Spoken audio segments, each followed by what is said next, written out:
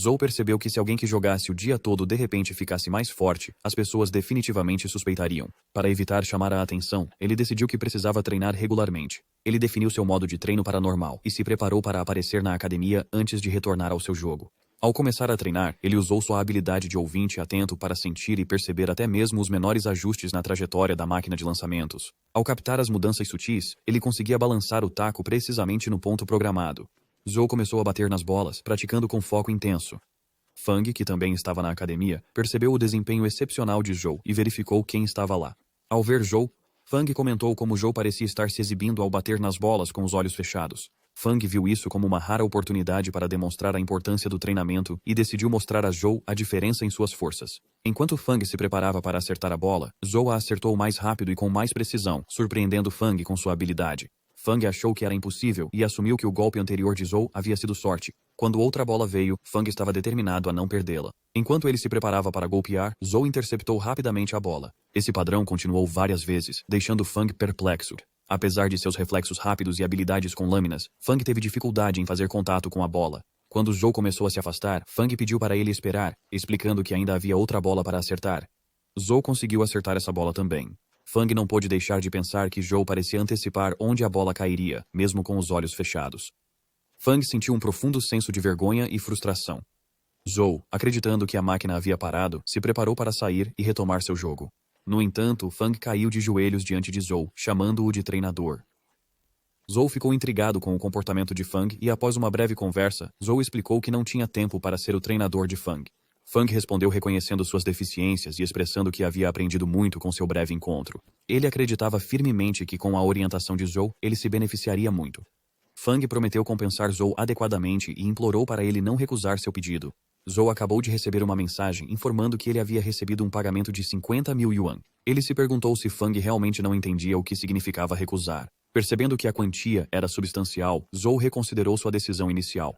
Embora já tivesse decidido investir no jogo de Huang, ele decidiu que ainda poderia encontrar tempo para guiar Fang.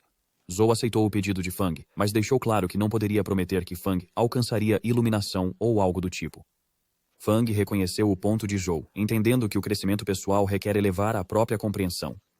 Ele concordou que descobertas feitas de forma independente são as mais valiosas. Depois, Zhou voltou para casa e refletiu sobre como ele havia se tornado inesperadamente o treinador de Fang. Ele apreciava que Fang estava pagando bem por seu tempo. Enquanto jogava, Zhou contemplou o conceito da analogia pedra-papel-tesoura. Ele pensou que, de acordo com esse conceito, a aura da faca cortadora de estrelas, que representa a tesoura, deveria ser capaz de danificar significativamente o general demonizado papel. No entanto, ele sabia que usar a aura da faca cortadora de estrelas iria esgotar toda a sua vitalidade. Ele continuou batalhando, curioso para ver o que aconteceria em seguida. O inimigo, apesar de ter lutado contra Zhou e seus aliados por tanto tempo, ainda era capaz de lançar ataques. Zhou instruiu a Formiga Lotus a desviar a atenção do inimigo dele. Enquanto a Formiga Lotus enfrentava o inimigo, Zhou observou que a névoa venenosa foi absorvida pela bola preta. Ele se lembrou que a habilidade do General de Pano era telecinética da última vez que o encontrou. A explosão resultante foi imensa.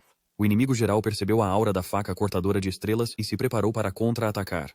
Zhou levantou rapidamente seu escudo para se proteger, percebendo que finalmente havia pegado o general desprevenido. Zhou concluiu que a habilidade do General de Pano não se limitava à telecinese, mas também envolvia a manipulação do espaço entre duas bolas pretas. Felizmente, o irmão Buda de Lotus podia se defender contra a névoa venenosa, que também estava conectada ao Lotus de sangue. Zhou sabia que estaria condenado se essa proteção não estivesse em vigor. Então ele notou o ovo de companheiro. Ele revisou a descrição do ovo de companheiro e foi solicitado pelo sistema a decidir se queria chocá-lo. Ele concordou e o processo de incubação começou.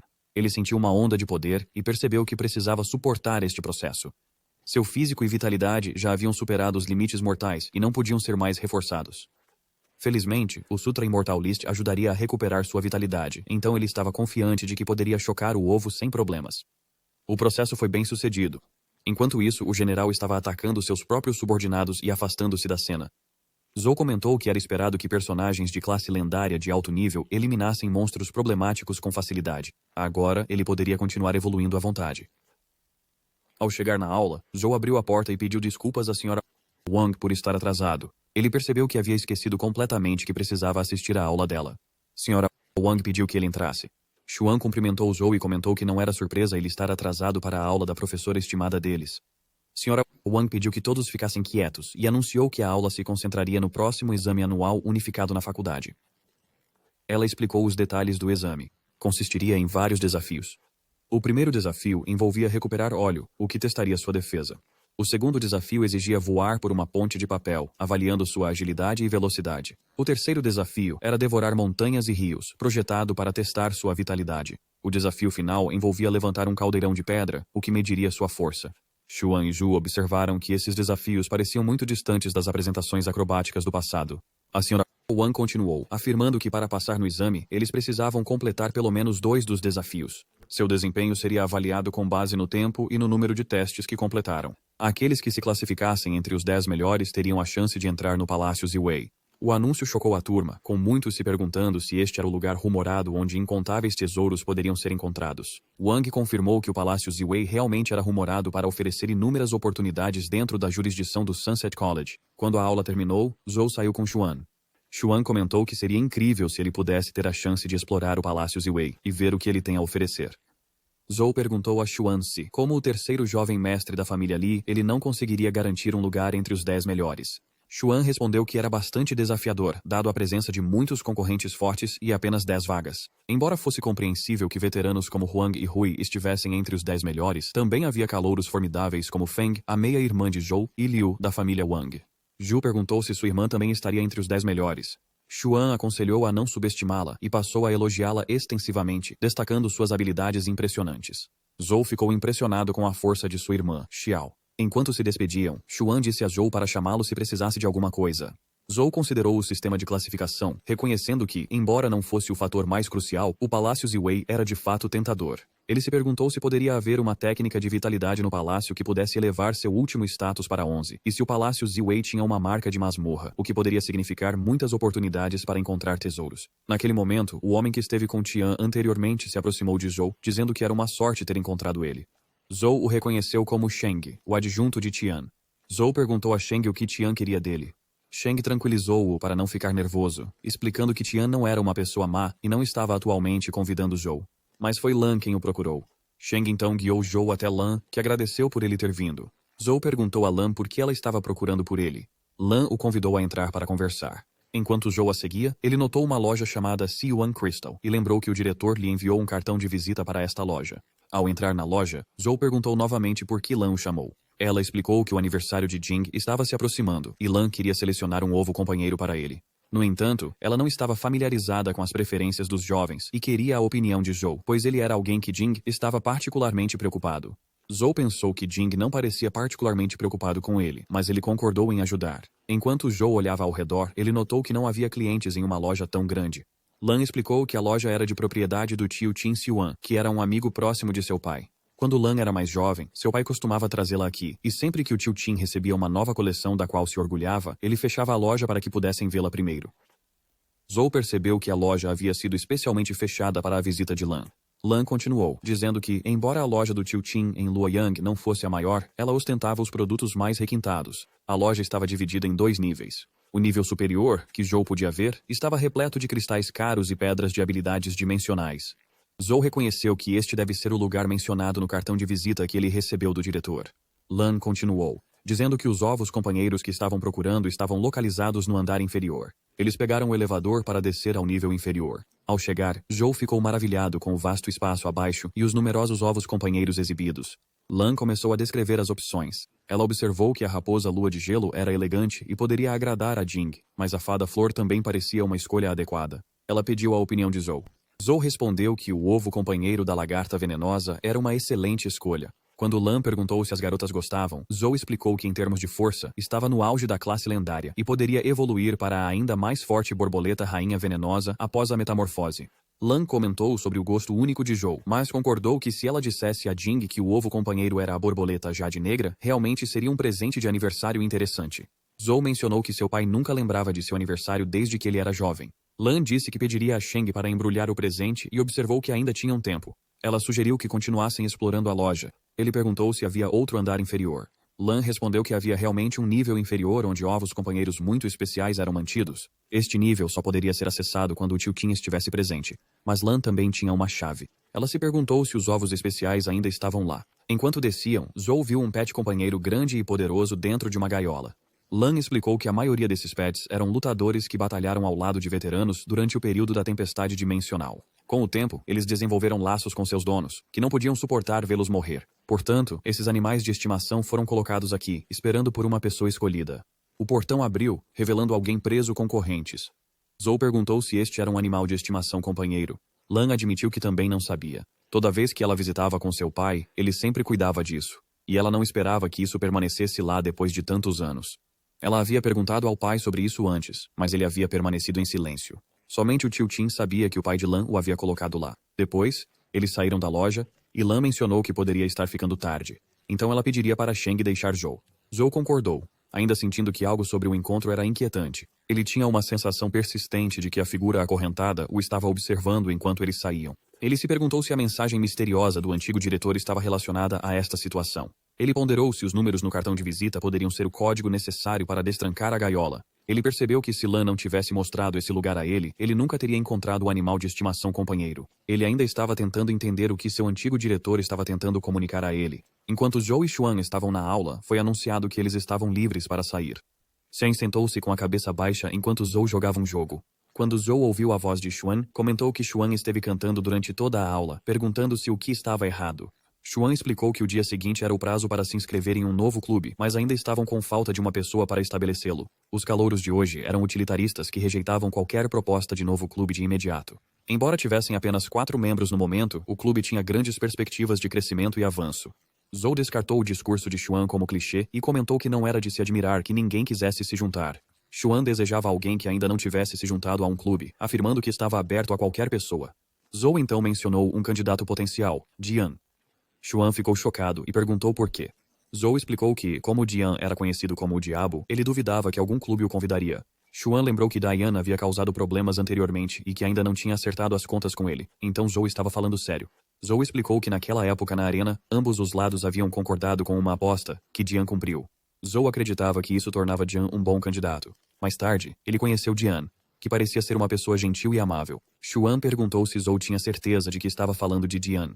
Zhou respondeu que eles não tinham outras opções de qualquer forma.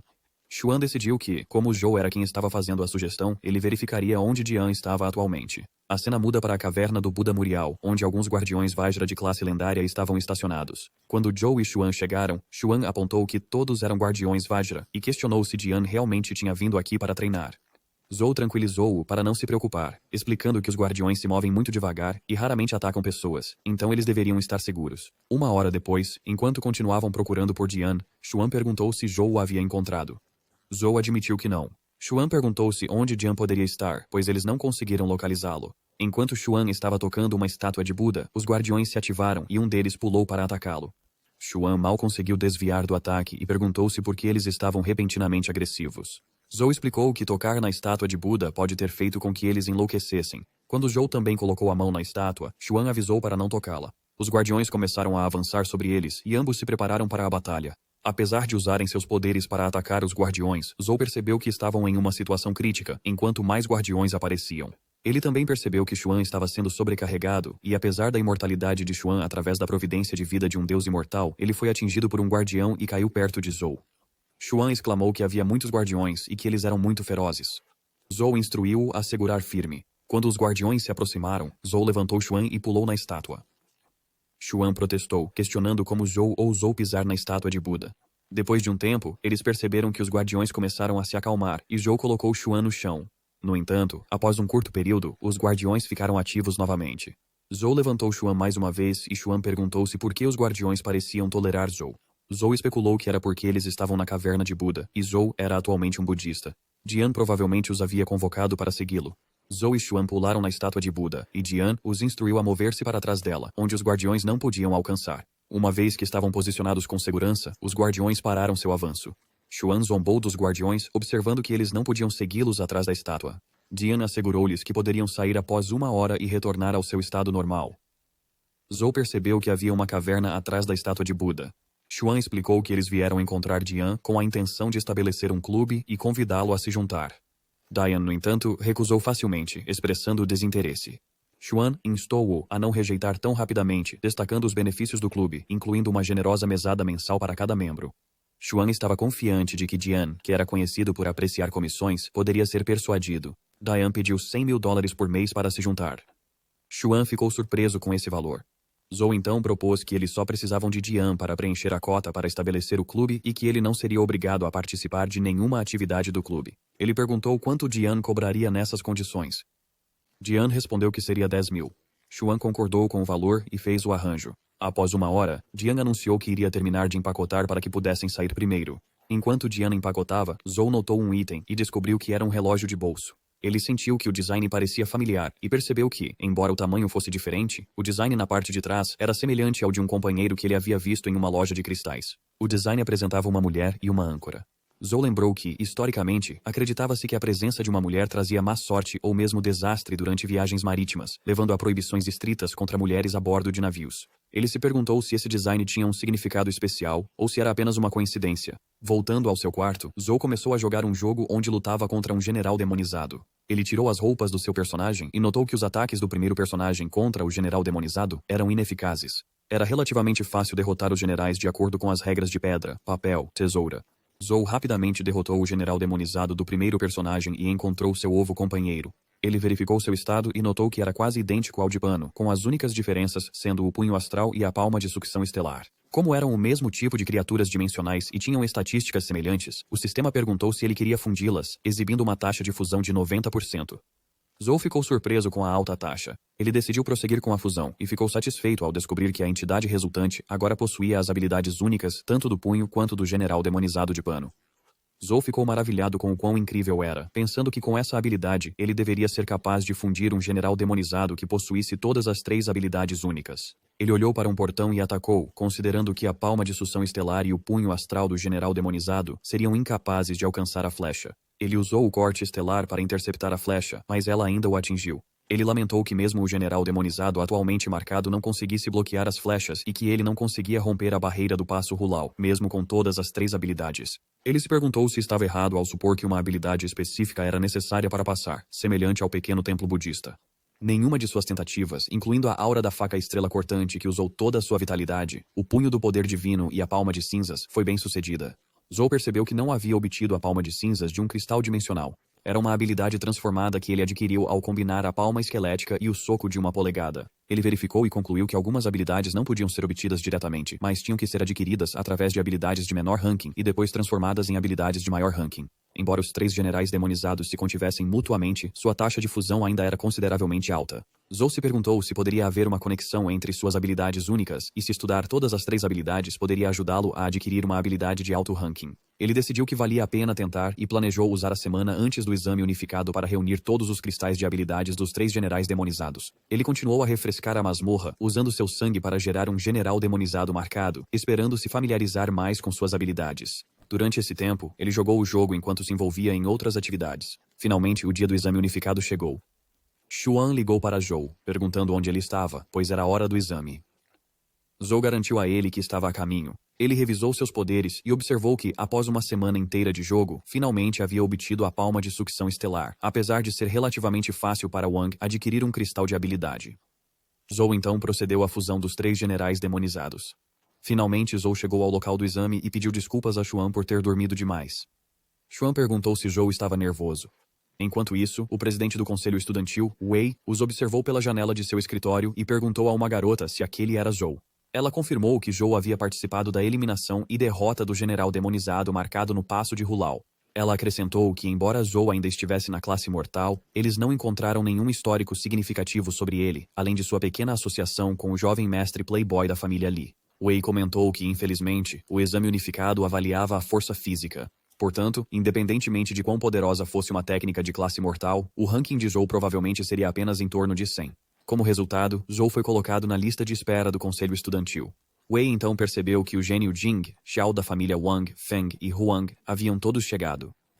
Quando Huang se aproximou de Zhou, Wei se escondeu e se perguntou como Huang poderia estar tão próximo de Zhou. A senhora que acompanhava Wei mencionou que Huang era o que não se dava bem com Zhou.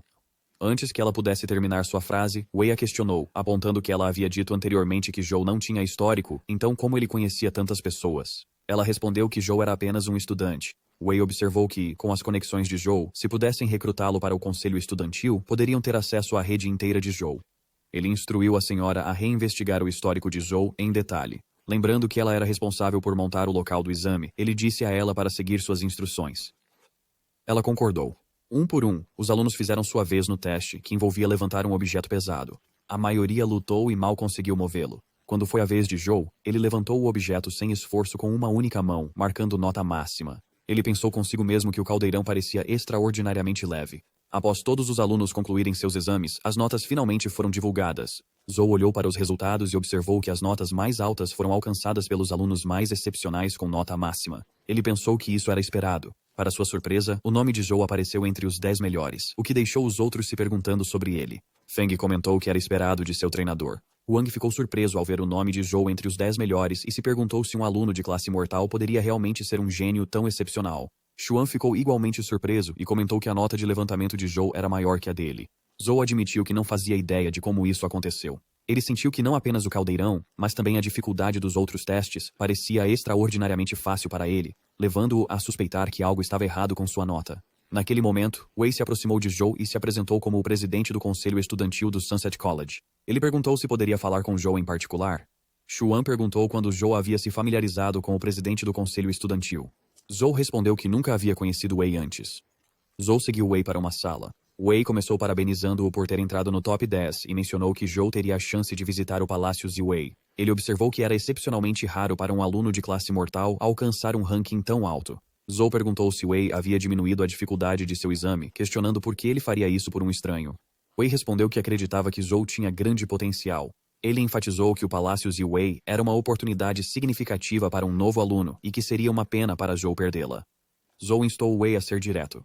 Wei então revelou que a posição de vice-presidente estava atualmente vaga e ofereceu-se para nomear Zhou para o cargo. Zhou levantou-se, recusando a oferta, e afirmou que não tinha interesse em ingressar no conselho estudantil. Wei ficou surpreso, pois o conselho estudantil controlava muitos aspectos da faculdade e da vida estudantil, e muitos estudantes aspiravam a ser vice-presidente. Era incomum alguém recusar tal oportunidade. Zhou explicou que seu amigo ainda estava esperando por ele e perguntou se poderia sair se Wei não tivesse mais nada a discutir. Wei concordou e disse a Zhou que as portas do conselho estudantil estariam sempre abertas para ele. Se Zhou algum dia mudasse de ideia, ele definitivamente deveria vir ver Wei. Zhou então foi embora, e a garota perguntou a Wei como Zhou poderia rejeitar uma oportunidade tão significativa. Wei respondeu que estava tudo bem. Conquistar alguém não poderia ser feito da noite para o dia. Zhou não era uma pessoa comum, então fazer-lhe um favor não representava nenhum mal. A garota então apresentou alguns documentos que a faculdade havia passado para Wei revisar. Wei perguntou o que eram. Enquanto os examinava, ele se perguntou sobre o estudante de intercâmbio da Covenant College. A cena mudou para um prédio onde Liz estava furiosa e disse a John para ir embora.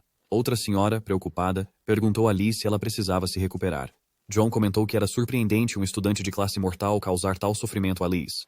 Liz retrucou que a culpa era de John. John continuou, explicando que ele havia se candidatado para ser um estudante de intercâmbio na Sunset College, especificamente para conhecer a pessoa que havia feito a família Ann ofender a família Cape sem hesitação. Ele então perguntou se essa pessoa era Zhou. Todos os 10 melhores alunos se reuniram perto do portão do Palácio Ziwei. Eles receberam fichas em forma de flecha, que a faculdade havia encontrado lá, e precisavam usar essas fichas para acessar os tesouros dentro do palácio. Explicamos que todos os tipos de itens estavam misturados, então eles poderiam receber qualquer coisa, desde uma habilidade secreta, ou um ovo de companheiro, até antiguidades ou joias comuns. Ao ouvirem um som de sino, o portão finalmente se abriu. Eles foram instruídos a escolher uma bola de luz, perfurá-la com sua ficha, e o item dentro seria seu tesouro.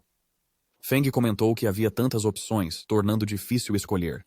Um dos garotos jogou sua ficha para selecionar um item e sugeriu confiar na sorte, já que era impossível distinguir o valor dos itens apenas pela aparência. Ele recebeu um tesouro, e Xiao, animada, perguntou se ele não iria abri-lo. O garoto respondeu que a oportunidade faz o ladrão. Zhou pensou que ele realmente tinha apenas uma chance, e considerou que se ele pudesse encontrar a marca da masmorra, todos os tesouros seriam facilmente acessíveis a ele. Ele continuou procurando, mas apesar de seus esforços, ele não conseguiu encontrar o pequeno símbolo de mão. Ele encontrou um portão e se perguntou se estava atrás dele. Zheng o advertiu para não ir mais longe, afirmando que o portão havia devorado inúmeros especialistas que tentaram entrar. Zheng aconselhou que se Zhou quisesse evitar a morte, ele deveria ficar longe do portão. Zhou decidiu desistir de encontrar a marca e, em vez disso, optou por escolher um tesouro. Xiao se aproximou e perguntou se Zhou queria que ela escolhesse um para ele. Ele concordou e perguntou se ela tinha escolhido um para si mesma. Ela confirmou que sim, e mostrou-lhe uma grande caixa de tesouro. Ele disse que ia escolher aleatoriamente e agora estava confiando em Xiao. Xiao pegou a flecha dele, lançou-a sem verificar e pegou uma caixa. Ela mencionou que não sabia o que estava dentro, mas como ela havia escolhido, certamente seria bom. Ao abrir, Joe descobriu uma lâmpada antiga e se perguntou se poderia conseguir um gênio se a esfregasse. Quando ele esfregou a lâmpada, uma pequena chama apareceu, e ele sentiu seu corpo sendo controlado por uma força irracionalmente forte. Ele percebeu que o poder vinha da lâmpada.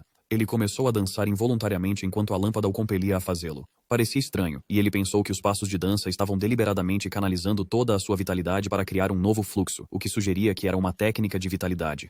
Joe então viu uma dama comandando seu exército para matar os deuses se eles se opusessem e para cortar os imortais se eles a desafiassem. Ela declarou que não conversaria com deuses nem se aliaria a imortais. Joe se perguntou o que estava testemunhando e percebeu que quando ele voltasse, seria o fim dos imortais. Ele acordou e se encontrou em seu quarto, e tanto Banana Fairy quanto Ting ficaram encantadas ao vê-lo acordado. Ele percebeu que eles tinham saído por conta própria novamente e notou que fazia muito tempo que ele não dormia bem. Ele tinha sido atormentado por pesadelos intermináveis antes, mas eles finalmente desapareceram. Ele tentou se levantar, mas a força era tão grande que ele atravessou o teto e se chocou com o piso acima. Ele ficou chocado com o quão forte ele havia se tornado. Uma garota de toalha, visivelmente irritada, o acertou. Depois, Joe chamou os trabalhadores para reconstruir a área. Ele examinou seu perfil e pensou que deve ter alcançado a classe lendária. Ele se sentiu incrivelmente sortudo, mas estava curioso sobre o Sai do Rei da Providência da Vida e que tipo de enigma ele continha.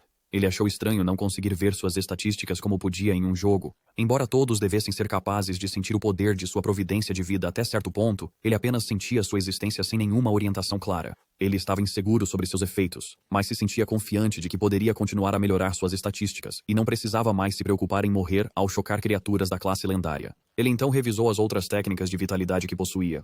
Ao iniciar sua avaliação, ele descobriu que podia acessar todas elas, exceto o Sai do Rei. Além da primeira ordem do caos, cada técnica de vitalidade que havia sido copiada do Sutra Imortal formou um nome independente e uma providência de vida. Era hora de ele explorar mais lugares. Ele se aventurou em uma masmorra profunda dentro de uma caverna e, com a ajuda de seus animais de estimação, lutou contra os inimigos. Ele instruiu seus animais de estimação a fornecerem cobertura enquanto ele lutava. Quando notou um enxame de inimigos voadores se aproximando, ele convocou o general demonizado para ajudar na batalha. Após derrotá-los todos, ele encontrou vários ovos de companheiro e pensou que Banana Fairy poderia gostar deles. À sua frente havia uma enorme rocha, que ele pulou. Havia uma rachadura na rocha que servia de entrada.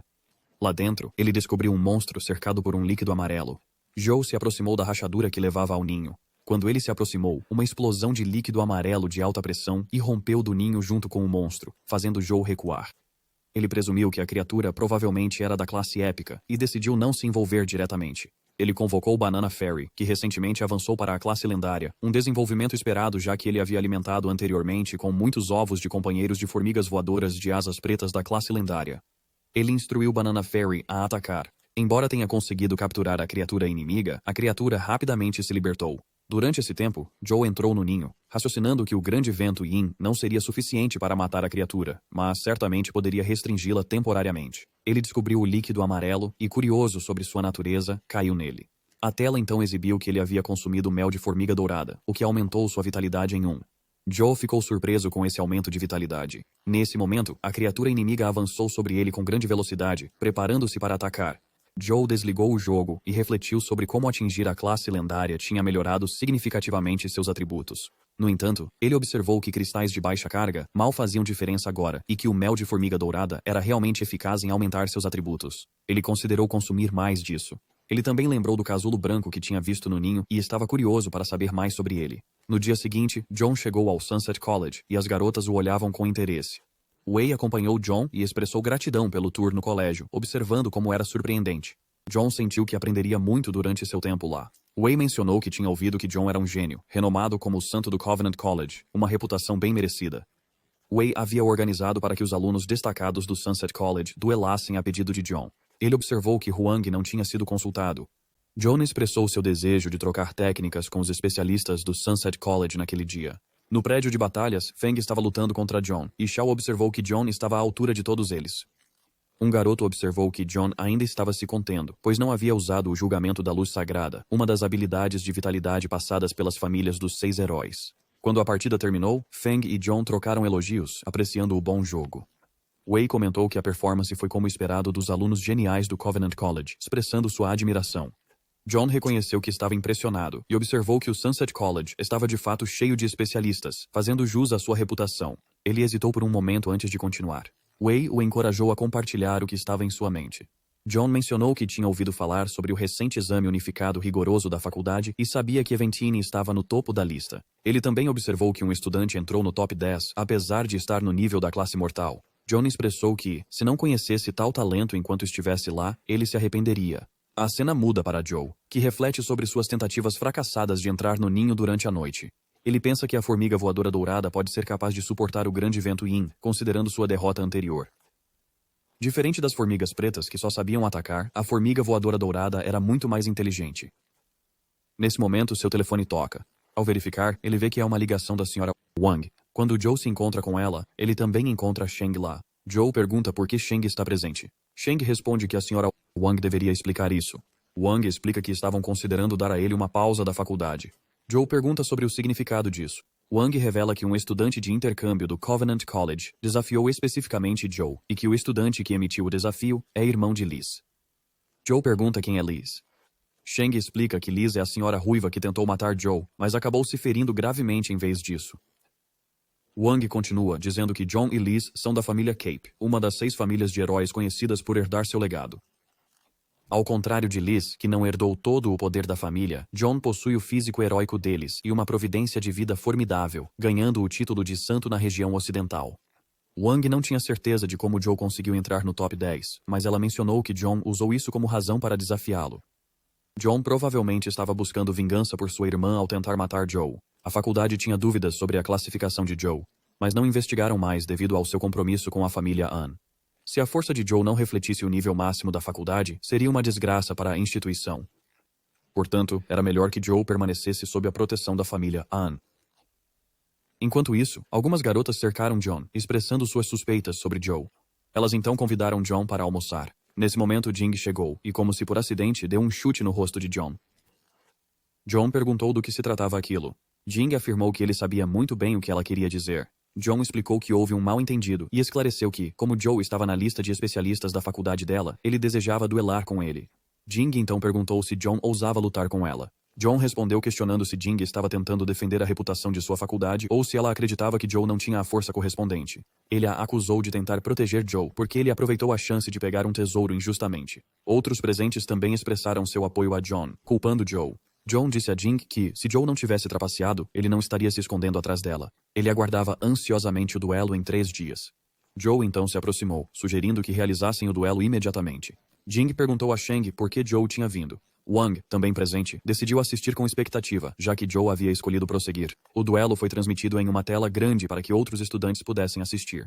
John comentou que, como a batalha era para defender a reputação da faculdade de Joe, deveria ser presenciada por todos. Ele perguntou se Joe se importava com isso. Joe respondeu que John podia fazer o que quisesse. Sheng comentou que era um truque sujo, enquanto Feng assegurou com confiança que Joe venceria. Feng então preparou 2 bastões de raio para torcer por Joe.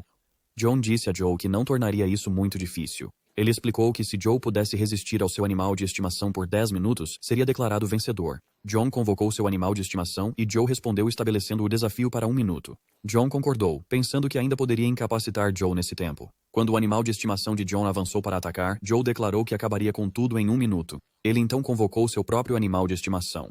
Wang considerou o animal de estimação de John o cavaleiro da lança sagrada de Camelot. Dizia-se ser Lamorak, um cavaleiro histórico da Távola Redonda, e era conhecido por sua força, tornando-o um dos animais de estimação mais formidáveis da classe lendária. O cavaleiro da lança sagrada lançou um ataque a Joe com sua espada, mas o general demonizado de Joe interceptou e desviou o golpe com facilidade. Xuan ficou surpreso, perguntando-se quando Joe havia subjugado um animal de estimação tão poderoso. Jing percebeu que o general demonizado não era um companheiro comum. John observou que o ataque do cavaleiro da lança sagrada foi efetivamente contrariado. O cavaleiro lançou outro ataque, mas mais uma vez, o general demonizado revidou. Xuan comentou que, com tal defesa, Joe poderia derrotar o cavaleiro em 1 minuto. John, no entanto, acreditava que o cavaleiro da lança sagrada não seria facilmente derrotado, e achava que Joe estava enganado se acreditava que poderia resistir dessa maneira. Quando o cavaleiro desferiu um golpe devastador, o general demonizado de Joe capturou o ataque em um círculo protetor, deixando John em choque. O general demonizado então agarrou o cavaleiro pelo pescoço e desferiu um poderoso golpe astral, despedaçando-o. Xuan estava animado, observando que o título de santo de John poderia ter sido um exagero. Feng comentou que a performance de Joe foi como esperado. Jing observou que o general demonizado era capaz de utilizar duas habilidades únicas de vitalidade. John, utilizando sua fisiologia do Imperador Sagrado, reconheceu a força de Zhou e solicitou um duelo real. Xiao respondeu que não havia necessidade de continuar. John apostou na honra da família Cape e ofereceu um ovo de companheiro do Cavaleiro Rebelde, que dizia-se herdar o poder de Lancelot. Zhou perguntou sobre as regras. John explicou que era simples. Enfrente a habilidade única herdada da família Cape e lide com seu ataque. Quando o duelo começou, Zhou executou um único ataque, envolvendo Jian em gelo. Shu declarou que Jian havia perdido. Zhou quebrou o gelo para libertar Jian e também pegou o ovo do Cavaleiro Rebelde. Senhora Wang instruiu os outros a verificarem Jian. Jing se perguntou se Zhou estava escondendo suas verdadeiras habilidades. De volta ao seu quarto, Zhou examinou o ovo do Cavaleiro Rebelde e descobriu que suas estatísticas eram excepcionalmente altas. Ele observou que o pet companheiro tinha 4 habilidades, e todas as suas estatísticas estavam em 19, tornando-o quase tão poderoso quanto seu general demonizado. Zhou achou estranho que o Cavaleiro Rebelde fosse muito mais forte que o Cavaleiro da Lança Sagrada. Ele se perguntou por que Jian não havia chocado o Cavaleiro Rebelde, e em vez disso usou o ovo do Cavaleiro da Lança Sagrada como aposta. Shu leu a descrição completa do Cavaleiro Rebelde, Lancelot, e aprendeu que ele carregava a providência de um personagem principal. Lancelot havia tomado a rainha Guinevere, a quem o rei Arthur, seu mestre, valorizava. Zhou percebeu que Jian provavelmente evitou chocar o Cavaleiro Rebelde porque sua providência de vida poderia causar um grande retorno negativo ao seu dono. Naquela noite, a senhora Wang estava em uma ligação, discutindo a impressionante performance de Zhou. Ela comentou que Zhou era realmente um estudante notável, constantemente entregando resultados surpreendentes. Ela mencionou que, se ele fosse de fato uma pedra preciosa bruta, a pessoa com quem estava falando era a única capaz de refiná-lo. A pessoa do outro lado da chamada estava baixando uma corrente em um poço e mencionou que Zhou parecia ser outro estudante complicado que poderia ser testado. Eles observaram que os fortes pets companheiros de Zhou desempenharam um papel significativo na derrota de Jian e disseram que fariam arranjos com base no conselho da pessoa com quem estavam falando. A chamada terminou e o homem pulou no poço. A cena mudou para Zhou, que recebeu uma chamada de Xuan. Xuan informou-lhe que a senhora Wang havia postado sua tarefa e o instou a parar de dormir. Zhou verificou a tarefa e viu que exigia que eles matassem 10 bestas auspiciosas de bronze na cidade restrita. Zhou perguntou a Xuan se ele tinha certeza de que a cidade restrita não era algum tipo de área dimensional perigosa. Xuan respondeu que já havia estado lá e confirmou que não era particularmente perigoso. A cidade restrita era uma das cidades subterrâneas mais distantes na rede subterrânea de Luoyang e estava repleta de várias criaturas dimensionais de bronze. Atualmente, as criaturas dimensionais de classe mais alta encontradas lá eram apenas da classe lenda. A cidade era chamada de Cidade Restrita porque tinha poderes misteriosos que interrompiam contratos de companheiros, impedindo a invocação de qualquer criatura dimensional dentro de seus limites. Quando Zhou e Xuan chegaram à Cidade Restrita, encontraram a besta auspiciosa de bronze da classe lenda e tiveram que continuar desviando de seus ataques. Xuan percebeu que nenhum de seus ataques estava sendo bem sucedido. Quando ele finalmente conseguiu atacar, descobriu que a besta usou sua defesa para forçá-lo a recuar. Zhou então lançou um ataque com sua aura de faca cortante estrela, que teve algum efeito sobre a besta. Xuan instou Zhou a continuar usando aquela técnica, mas Zhou revelou que já havia esgotado toda sua mana para o ataque. Chocados, Xuan e Zhou continuaram. Durante um breve descanso, Xuan mencionou que as informações da senhora Wang indicavam que a besta auspiciosa de bronze deveria ser um oponente normal, mas esta se mostrou ser um bloco de metal maciço que não se mexia. Zhou notou uma marca de masmorra e pensou que não era difícil localizar. Xuan perguntou se Zhou estava ouvindo e apontou que a tarefa parecia bastante desafiadora, especialmente porque eles não podiam usar seus pets companheiros. Zhou considerou que nem todos os pets eram inutilizáveis. Embora ele não pudesse sentir a conexão com seus pets companheiros ao entrar, Banana Fairy e Ting eram exceções, e ele ainda podia ouvi-los. Para evitar problemas desnecessários, Zhou decidiu que era melhor manter sua presença em segredo e aderir às restrições da cidade. Zhou explicou que a besta tinha uma defesa forte, mas não era invencível. Como havia espaço para manobrar, era possível encontrar seus pontos fracos. Xuan acrescentou que, apesar de receber informações imprecisas, ainda era viável lutar contra a besta auspiciosa de bronze. No entanto, se seus colegas de classe mortal cometessem um erro, poderia ser fatal. Zhou tranquilizou Xuan para não se preocupar e prometeu encontrar uma solução que permitiria que todos os seus colegas de classe tivessem sucesso. Xuan comentou sobre a bondade de Zhou. Zhou mencionou que a derrota da besta provavelmente renderia recompensas valiosas que ele poderia usar para apoiar Wang. Após retornar para casa, Zhou tentou várias estratégias e eventualmente desenvolveu um plano inicial. Enquanto lutava contra uma besta semelhante no jogo, ele descobriu que os movimentos da criatura exigiam energia. À medida que se movia, a energia fluía e se acumulava em partes específicas do seu corpo, deixando outras áreas temporariamente fracas. Zhou observou que esses pontos fracos se moviam de acordo com as ações da besta. Para derrotar a besta auspiciosa de bronze, Zhou precisaria registrar seus pontos fracos durante várias ações, fornecendo uma estratégia detalhada para os lutadores da classe mortal. Finalmente Zhou enviou um arquivo para Xuan.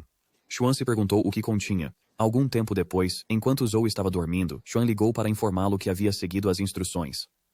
Zhou o parabenizou e Xuan continuou, dizendo que poderia derrotar a grande besta sozinho ao seguir o guia detalhado de Zhou. Ele então perguntou como Zhou havia criado um guia tão detalhado. Zhou explicou que estava se esforçando em inúmeros cenários nas últimas noites, até o ponto de exaustão. Ele aconselhou Xuan a não se preocupar muito com isso e mencionou que, embora os lutadores da classe mortal enfrentassem mais desafios, ainda poderiam derrotar a besta auspiciosa de bronze. Xuan concordou e disse que ajudaria Zhou a vender a informação para lucrar. Enquanto conversava com uma garota, ela apontou que talvez eles não precisassem de um guia para sua tarefa, já que era simplesmente matar 10 bestas de bronze, e um coelho de bronze de classe mortal contaria como uma dessas bestas. Eles perceberam que não era a besta auspiciosa de bronze de classe lendária com a qual estavam lidando. Ao verificar seu telefone, Zhou percebeu que sua tarefa e a de Xuan eram diferentes das dos outros. Xuan comentou que era estranho e se perguntou por que a senhora Wang havia lhes atribuído uma tarefa diferente. Zhou se preocupou que isso pudesse significar que ninguém compraria seu guia. Huang chegou e informou que, na verdade, a turma de admissão especial do ano de Zhou também tinha a tarefa de matar a besta auspiciosa de bronze. Huang observou que ele nem sequer havia considerado isso, e era impressionante como eles haviam analisado minuciosamente cada movimento da besta auspiciosa de bronze. O mecanismo poderia até ser implementado no jogo. Zhou perguntou a Huang se ele achava que os alunos especialmente admitidos comprariam o guia para sua tarefa. Huang respondeu que provavelmente não o fariam. Ele explicou que os alunos admitidos geralmente se orgulham de suas habilidades, e usar o guia de outra pessoa implicaria que eles eram inferiores. Xuan e Zhou se prepararam para sair, com Xuan expressando que o esforço parecia inútil. Zhou acrescentou que consideraria isso como treinamento e planejava investir o dinheiro que ganhasse no jogo de Huang. Huang sugeriu que o deixassem terminar seu argumento primeiro. Embora fosse improvável que os alunos admitidos especialmente comprassem o guia para a tarefa, isso poderia ajudar muitos deles a quebrar o recorde de Huang na cidade restrita. Alguns alunos com egos grandes certamente comprariam em segredo para superar seu recorde. Zhou lembrou que Feng e Wang haviam tentado anteriormente quebrar o recorde na Caverna Lotus. Nesse momento, Feng se aproximou por trás de Zhou e o abraçou, dizendo que havia se encontrado. Em seguida, puxou Zhou, declarando que era hora de sua aula. Enquanto Feng puxava Zhou, suas calças começaram a cair. Huang disse a Zhou para deixar as vendas com ele. Feng levou Zhou a um quarto e informou que ele havia adquirido o olho da mente se Zhou o tivesse ensinado. Zhou se perguntou se já havia mencionado isso. Feng pediu a Zhou para inspecioná-lo, então rapidamente cortou sua espada em direção a Zhou. Zhou desviou do ataque e achou que era incrivelmente rápido. Ele conseguiu evadir de vários outros golpes, sentindo como se os ataques de Feng fossem precisamente direcionados a ele. O ataque de Feng demonstrou o poder do olho da mente. Zhou desviou de inúmeros golpes, sentindo como se a espada o estivesse mirando com precisão. Depois de um tempo, Feng parou e explicou que qualquer objeto em movimento perturbaria o fluxo de ar. Mesmo sem usar seus olhos, sua espada seria mais rápida e precisa enquanto ele treinasse sua percepção para sentir mudanças sutis no ar. No entanto, o nível atual de percepção de movimento de Feng estava longe da capacidade de Zhou de prever seu próximo movimento. Feng expressou que queria alcançar o mesmo nível de compreensão que Zhou havia atingido. Zhou pensou que, embora o olho da mente de Feng fosse semelhante à habilidade de ouvinte atento, era distinto e representava um reino único de percepção. Zhou então disse a Feng que não havia nada que ele tivesse ensinado sobre o olho da mente. Era algo que Feng havia desenvolvido por conta própria. Portanto, Zhou sugeriu que ele deveria devolver o dinheiro de Feng. Feng insistiu para que Zhou esperasse. Ele reconheceu que Zhou havia feito um progresso notável todos os dias e era muito rigoroso com sua própria cultivação. Feng sentiu que seria egoísta de sua parte impedir Zhou. Zhou esclareceu que não era isso que ele queria dizer. Feng assegurou a Zhou que não havia necessidade de ele ficar perplexo. Ele estava perfeitamente bem com o autoestudo e faria o melhor para ajudar Zhou sempre que necessário. Zhou disse a Feng para proceder como desejasse. Feng concordou e expressou o desejo de saber mais sobre Zhou. Se Zhou não se importasse, Feng gostaria de se candidatar a morar com ele. Zhou hesitou, perguntando-se como conseguiria jogar o jogo nessas circunstâncias. Ele disse a Feng que isso poderia até arriscar sua vida. Feng, visivelmente emocionado, revelou que o treinador vinha realizando treinamento rigoroso e severo em segredo. Zhao voltou para casa e informou Antelope que havia comprado os vegetais também e foi para a cozinha. Antelope estava olhando fotos de Zhou segurando uma cenoura e mencionou o nome do pai de Zhou. Zhou ficou surpreso e se perguntou por que havia ouvido alguém dizer o nome de seu pai. Mais tarde, Zhou se aventurou na masmorra, bem dentro da caverna das formigas, onde estava lutando contra a formiga voadora dourada. Ele sabia que até mesmo uma formiga voadora de asas prateadas teria dificuldade em igualar sua velocidade. A formiga voadora dourada o atingiu, fazendo-o cair, e então o general demonizado atacou a formiga voadora dourada. Zhou pediu um momento para se reagrupar. Quando Zhou entrou novamente no mel dourado, a formiga voadora dourada veio atrás dele. Ele pensou que, como esperado de uma criatura de classe épica, a diferença em suas habilidades era significativa. Zhou usou a fada banana para atacar a formiga voadora dourada, mas ela conseguiu desviar do ataque. Zhu se perguntou o que estava acontecendo e por que a formiga havia voltado. Ele então percebeu que a formiga voadora dourada estava protegendo um casulo. Determinado, Zhou mergulhou no mel, o que aumentou significativamente sua vitalidade. Depois de um tempo, quando a formiga voadora dourada veio atacá-lo novamente, Zhou desligou o jogo. Ele percebeu que a formiga preferia proteger o casulo a persegui-lo. Ele finalmente descobriu o truque para colher o mel da formiga. Xuan então o chamou, sugerindo que começassem a tarefa na cidade restrita no dia seguinte. Zhou concordou, observando que precisavam obter o guia e que o prazo estava se aproximando. Xuan mencionou que haviam prometido à irmã de Xuan que trabalhariam com o clube dela na missão e em outras atividades. Como planejavam incorporar suas atividades de clube na tarefa da cidade restrita, Xuan garantiu a Zhou que podiam lidar com ambos. Zhou concordou com esse plano. Então a irmã de Xuan chegou, chamando-o de Xuani. Xuan, sentindo-se envergonhado, pediu que ela parasse de usar esse apelido. Ela informou que havia recebido inúmeras inscrições de pessoas querendo participar da atividade, e parecia que o evento seria mais animado do que o esperado. No dia seguinte, quando Zhou chegou, foi recebido por uma grande multidão de pessoas. Um homem se perguntou por que Wei estava nas atividades do clube e se ele estava tentando recrutar pessoas novamente com seu habitual charme presidencial. Wei explicou que o Clube Oceano estava cheio de trabalhadores problemáticos que não seguiam as regras, e ele estava lá para supervisioná-los. Zhou sentiu que esses dois eram antagonistas um do outro. Irmã Xuan. Yang chegou, apostando que todos estavam lá por Zhou, que ganhou fama após sua batalha com Zan. Xiao e Feng também estavam presentes. Zhou perguntou a eles por que tinham vindo. Xuan revelou que eles eram membros do clube Xuanwen. Zhou perguntou como Xuan conseguiu persuadi-los. Xuan respondeu para não pintá-lo como muito vilão e explicou que Zhou estava no clube Xuanwen, então eles se juntaram para ver Zhou mais frequentemente. Xiao interveio, dizendo que podiam contar com ela e que sentia como se estivesse aproveitando o sucesso do personagem principal. Eles então começaram a lutar contra as criaturas presentes, e Huang comentou que não podiam se dar ao luxo de perder para as garotas daquele clube. Xiao observou que o guia reduziu o tempo necessário para matar uma besta auspiciosa de bronze em quase metade. Feng elogiou Zhou por sua força impressionante. Zhou, caminhando sozinho, decidiu encontrar um canto tranquilo para jogar. Ele recebeu uma chamada e se perguntou se era do número misterioso. De repente, a área começou a tremer, e eles se perguntaram se era um terremoto. Wang percebeu algo e pediu aos outros que olhassem também. Algumas pedras caíram e a porta à frente se abriu. Eles estavam perplexos com o que estava acontecendo e surpresos com o vasto espaço que se abria à frente. Xuan mencionou que era um local não mostrado no mapa da cidade restrita. Um deles se perguntou se não seria uma caverna de tesouros. Zhou sugeriu que investigassem. Ao entrarem, viram uma estrutura maciça forjada de bronze. Xiao aproximou-se, curioso se poderia estar escondendo algo. Zhou usou seu poder para examinar a estrutura e descobriu que não havia entrada, janela ou ventilação visível. Um deles tentou usar um martelo para abrir caminho, mas não teve efeito. Wei comentou que parecia que a força bruta também não funcionaria. Shu perguntou sobre o poder que protegia a estrutura. Yan explicou que era um lugar que tinha recebido bênçãos do céu e de Deus. Wei perguntou a ela se sabia algo sobre a estrutura. Ela respondeu que sabia um pouco e começou a explicar que, durante a dinastia Zhou, as pessoas acreditavam em fantasmas e deuses e achavam que os deuses controlavam a vida e a morte. Para mostrar sua devoção, as famílias reais eram meticulosas com seus funerais. No entanto, durante o final do período Zhou Oriental, o imperador, com medo da morte, teve seus ossos e sangue colocados em uma cidade da morte selada. Ele esperava enganar o céu e o destino fingindo sua morte para evitar sua morte destinada. Infelizmente, ele não conseguiu desafiar a vontade dos deuses e acabou morrendo. A Cidade da Morte, que tentou enganar o céu e Deus, foi forjada em bronze e não tinha portas nem janelas, segundo registros históricos. Xuan pediu que não o deixassem pendurado, e como Yan parecia saber tanto, ele apostou que ela saberia como entrar. Yan confirmou que era realmente uma cidade da morte do período Zhou Oriental e sugeriu que Feng tentasse cavar ao redor da parede sul da cidade. Enquanto estava fora, Yan mencionou que os outros estavam lá dentro há muito tempo e se perguntou se eles tinham encontrado alguma situação perigosa. Feng tranquilizou-a, dizendo que estaria tudo bem, desde que Zhou estivesse com eles. Ao entrar na Cidade da Morte, não encontraram nada além de uma árvore morta. Zhou examinou-a e percebeu que era a primeira vez que o telefone reagia a algo além da pequena marca de mão. Ele encontrou-se com Xuan e Xiao e perguntou se tinham encontrado algo significativo. Xuan balançou a cabeça, dizendo que havia apenas a árvore. De repente, todos ficaram chocados quando a árvore morta começou a brilhar. Eles estavam atordoados, sem saber o que estava acontecendo. Um menino revelou que tinha tocado na árvore, e foi então que ela começou a brilhar.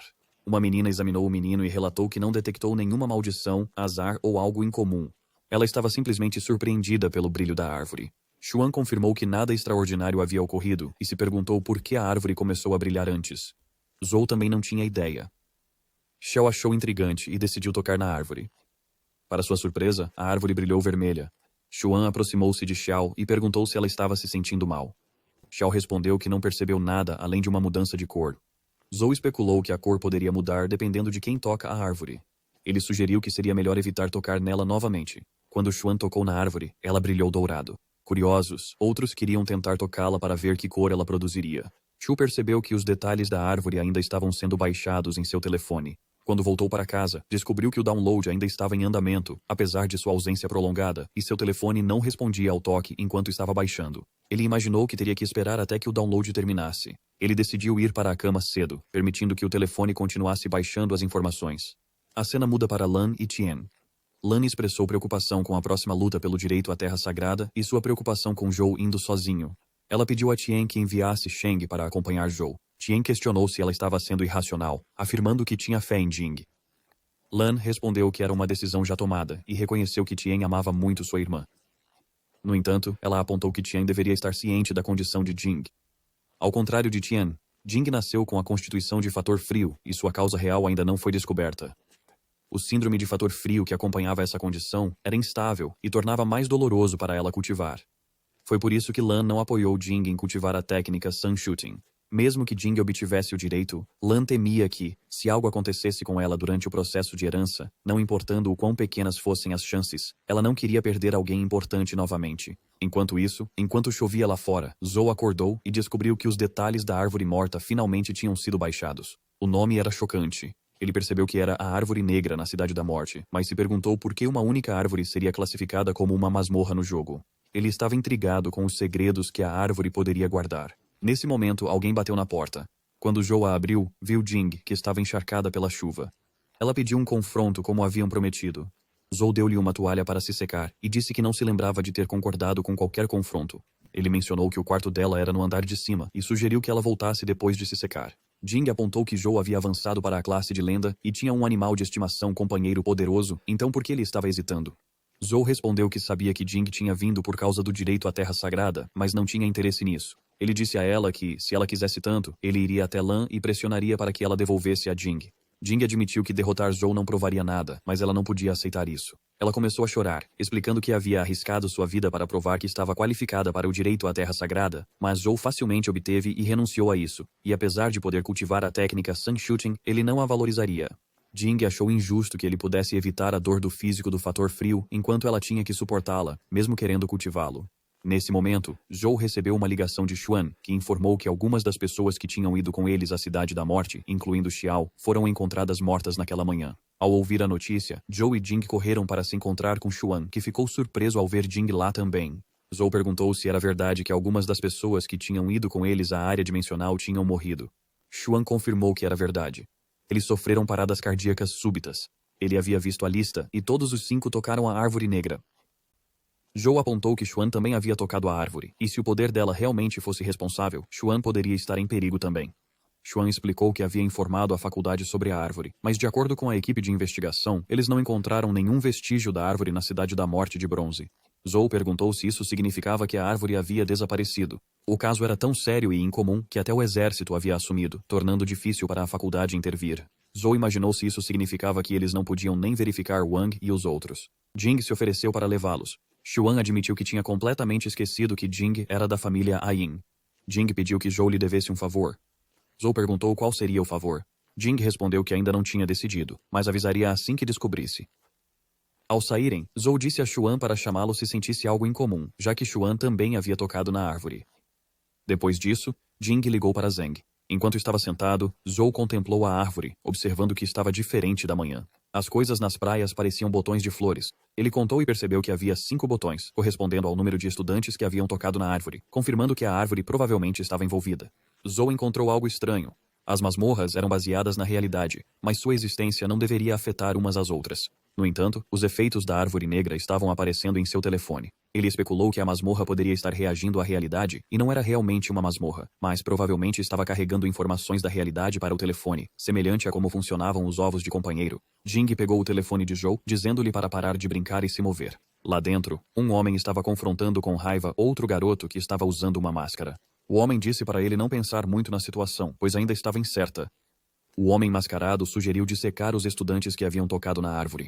O homem mascarado explicou que eles não tinham ideia da situação e que ele queria obter uma compreensão mais profunda dela. Como as funções psicológicas dos estudantes haviam parado, eles estavam efetivamente mortos. O homem respondeu que eles não sabiam nada sobre a situação e questionou se o homem mascarado pretendia dissecá-los, considerando o envolvimento do Dr. Yan. Ele observou que o pai da família Wang e Xiao estavam entre os estudantes falecidos. O homem mascarado pediu que o homem ficasse com um estudante enquanto ele levava os outros 4. O homem recusou, afirmando que não desistiria de nenhum deles. Ele apontou que o homem mascarado sempre buscou soldados que morreram em batalha como sujeitos experimentais. O homem mascarado esclareceu que ele só queria 4 e que eles estavam atualmente em um estado entre a vida e a morte. Ele queria descobrir a fonte do poder fascinante que eles possuíam e argumentou que o homem não tinha escolha. Como um general, ele só poderia fornecer-lhes uma tábua de salvação, tornando isso um acordo favorável para o homem. O homem agarrou o homem mascarado pelo pescoço e perguntou se ele estava ameaçando-o. O homem mascarado respondeu calmamente que ele estava apenas falando a verdade. Nesse momento, o portão abriu e o homem gritou para que todos ficassem fora, pois ele havia ordenado que ninguém entrasse. Quando ele viu Jing, ela se aproximou e perguntou ao tio Qin se poderia apresentar alguém que talvez pudesse ajudar. Após uma breve discussão, Qin reconheceu que estava ciente da situação. O filho da família Li havia relatado, mas eles não haviam descoberto a árvore na cidade restrita. Zhu insistiu que a árvore definitivamente existia e que todos que entraram na Cidade da Morte a viram. Não era uma ilusão, e ele não acreditava que os estudantes estavam mortos. A árvore que eles tocaram estava localizada na Cidade da Morte do Zhou Oriental, que originalmente era usada para fingir a morte e enganar o céu. A árvore que desaparece pode ser o núcleo dessa enganação. Wang e os outros podem estar apenas em animação suspensa após entrarem em contato com a árvore, e uma vez que o efeito da árvore se desvaneça, eles poderiam potencialmente ser revividos. O homem mascarado observou que tudo isso era especulação. Zhou respondeu que isso significava que não era totalmente impossível. O homem mascarado disse que esperaria apenas uma noite. Zeng afirmou que nunca concordou em deixar o homem mascarado agir como quisesse após uma única noite. O homem mascarado havia sugerido que também era uma oportunidade para Qin reconsiderar sua proposta recente. As vidas daqueles estudantes estavam sendo drenadas por um poder desconhecido, com seus últimos suspiros se dissipando como areia. Mesmo o homem mascarado estava impotente para salvá-los. Ele alertou Qin a considerar seriamente suas exigências, ou Qin poderia acabar sem nada no final. Zhou reiterou a afirmação do homem mascarado de que as vidas dos estudantes estavam sendo drenadas. Jing mencionou que o examinador forense, Yan, era um membro épico registrado do exército com suas técnicas de vitalidade e providência de vida intimamente relacionadas à vida e à alma. Yan poderia sentir e distinguir o estado de vida de alguém dentro de seu domínio. King perguntou a Zhou qual seria seu próximo passo. Zhou respondeu que estava indo ao banheiro. Uma vez no banheiro, Zhou verificou seu telefone e percebeu que precisava agir rapidamente antes que o examinador médico coagisse Qin a algo irreversível, o que seria irreparável se eles fossem de fato dissecados. Ele abriu o portão e descobriu que os botões na árvore começaram a florescer. Ele pensou que se associasse isso ao que Yan havia dito, o crescimento das 5 flores poderia representar a força vital sendo extraída dos 5 estudantes. Ele decidiu arriscar destruir os botões. Quando ele atacou um, Xiao de repente abriu os olhos. Jing observou esse desenvolvimento. Quando o homem mascarado e Yan verificaram, eles se perguntaram como isso era possível, já que ela ainda deveria estar em estado de morte. Qin comentou que algo estava claramente errado, e o palpite de Zhou sobre a animação suspensa parecia cada vez mais provável de estar correto. Yan afirmou que a condição deles não estava melhorando, então não havia motivo para comemoração ainda. Zhou afirmou que realmente poderia destruir os brotos com a aura da faca cortante estelar em plena potência, e então instruiu seus animais de estimação a atacarem a árvore juntos. Ting fez contato com a árvore, levando Zhou a perguntar por que Ting havia vindo sozinho. Ying então colheu os brotos. Zhou emergiu, gritando de raiva pela audácia deles, e viu Xiao acordando e esfregando os olhos. Qin mencionou que havia instruído eles a examinarem a filha da família Wang, mas ela parecia estar bem. Já que Xiao estava se recuperando, era provável que os outros estudantes também acordassem em breve. Parecia que Zhou estava certo. Yan não conseguiria o que queria agora. Zhou disse que foi apenas um golpe de sorte, e que ele estava indo embora. Qin expressou sua gratidão pela intervenção de Zhou.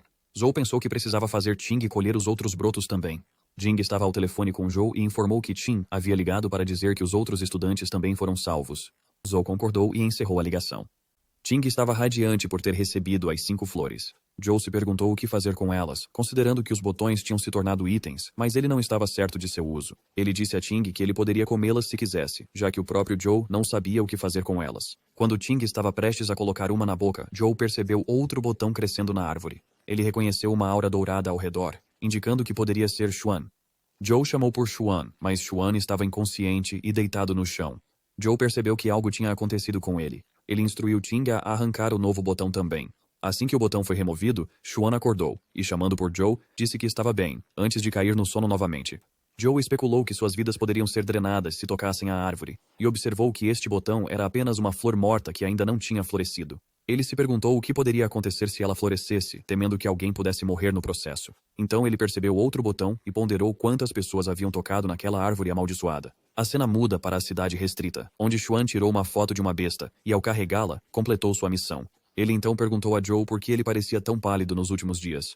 Joe explicou que estava preocupado em monitorar aquela árvore problemática com Ting, que finalmente parou de produzir novos botões. Ele esperava que Deus não o sobrecarregasse com tais tarefas obrigatórias novamente. A cena muda para a Sra. Wang, que viu que Joe havia completado sua tarefa. Ela decidiu que era hora de discutir seus próximos passos. Ela o chamou e, após a conversa, Joe se perguntou o que ele iria estudar sob um novo mentor. Sra. Wong disse a ele que ele era excepcionalmente talentoso e que esse novo mentor seria mais adequado para desenvolver suas habilidades do que ela poderia. O nome do mentor era Ming, que havia sido classificado no nível intermediário em avaliações passadas de força. No entanto, Ming era incomparável em termos de conquistas acadêmicas e teorias na faculdade. Sra. Wong acreditava que estudar sob a orientação de Ming seria altamente benéfico para Joe. Joe concordou e agradeceu a ela por seu apoio até aquele ponto. Enquanto ele saía, a Sra. Wong mencionou que parecia que eles seriam colegas de orientação de agora em diante. Então Yan e um garoto chegaram, e o garoto mencionou que seu mentor havia dito que iria receber outro orientado. Ele se perguntou que tipo de estudante problemático estava vindo agora. Mas tudo fez sentido quando ele percebeu que era Joe. Yan cumprimentou Joe calorosamente. Sra. Wong explicou que esses dois eram os orientados mais antigos de Joe. O garoto levou Joe à antiga caverna do dragão e informou Zia que eles haviam retornado. Yan explicou que este era o lugar onde seu professor estava conduzindo pesquisas, mas ele tinha descido o poço do dragão para inspecionar algo naquele momento. Zia observou que eles haviam retornado mais cedo do que o esperado, e mencionou que se ele não estivesse de plantão naquele dia, ele mesmo teria ido buscar seu colega. O garoto chamou Liza de preguiçosa, observando que ela também era uma veterana em relação ao Joe. Zia expressou alguma irritação por ser chamado de preguiçoso e comentou que com a chegada de Joe, ele estava finalmente livre de suas responsabilidades e que Joe agora seria responsável por puxar a maldita corrente. O garoto mostrou a corrente para Joe e explicou que fazia parte de uma tarefa de nível iniciante de seu mentor. Joe recebeu a ordem de puxar a corrente para cima. Enquanto ele observava a corrente se estendendo nas profundezas, perguntou para que servia. O garoto respondeu que estava conectada ao poço do dragão abaixo e era usada para puxar um dragão. Ele mencionou que luz de armazenamento e rugidos de dragão ocasionalmente emanavam da caverna, e esta corrente especial havia sido criada por seu mentor para esse propósito. Joe se perguntou se o dragão era algo de lendas. Zia esclareceu que era uma suposição de seu mentor com base em mutações dimensionais. E mesmo que houvesse algo lá embaixo, seria apenas outra criatura dimensional. Ao tocar na corrente, Joe sentiu uma sensação aguda e fria e experimentou alguma dor. Zia riu, explicando que o poço do dragão era extremamente frio, então a corrente também seria fria quando pendurada lá. Ele acrescentou que Joe não tinha permissão para usar nenhuma habilidade de vitalidade para puxar a corrente, já que esta era outra regra estabelecida por seu mentor.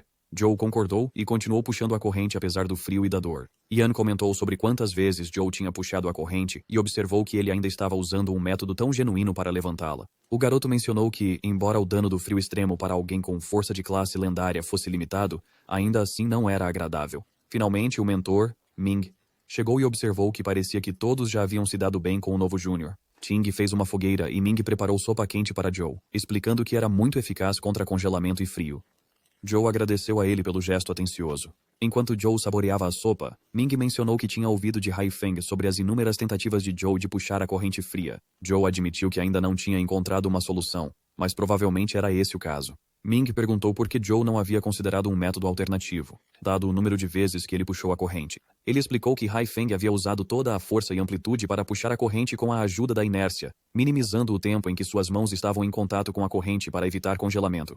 Yan havia notado quando o frio diminuía e então puxou a ponta da corrente que estava menos afetada pelo frio, conseguindo levantá-la com sucesso.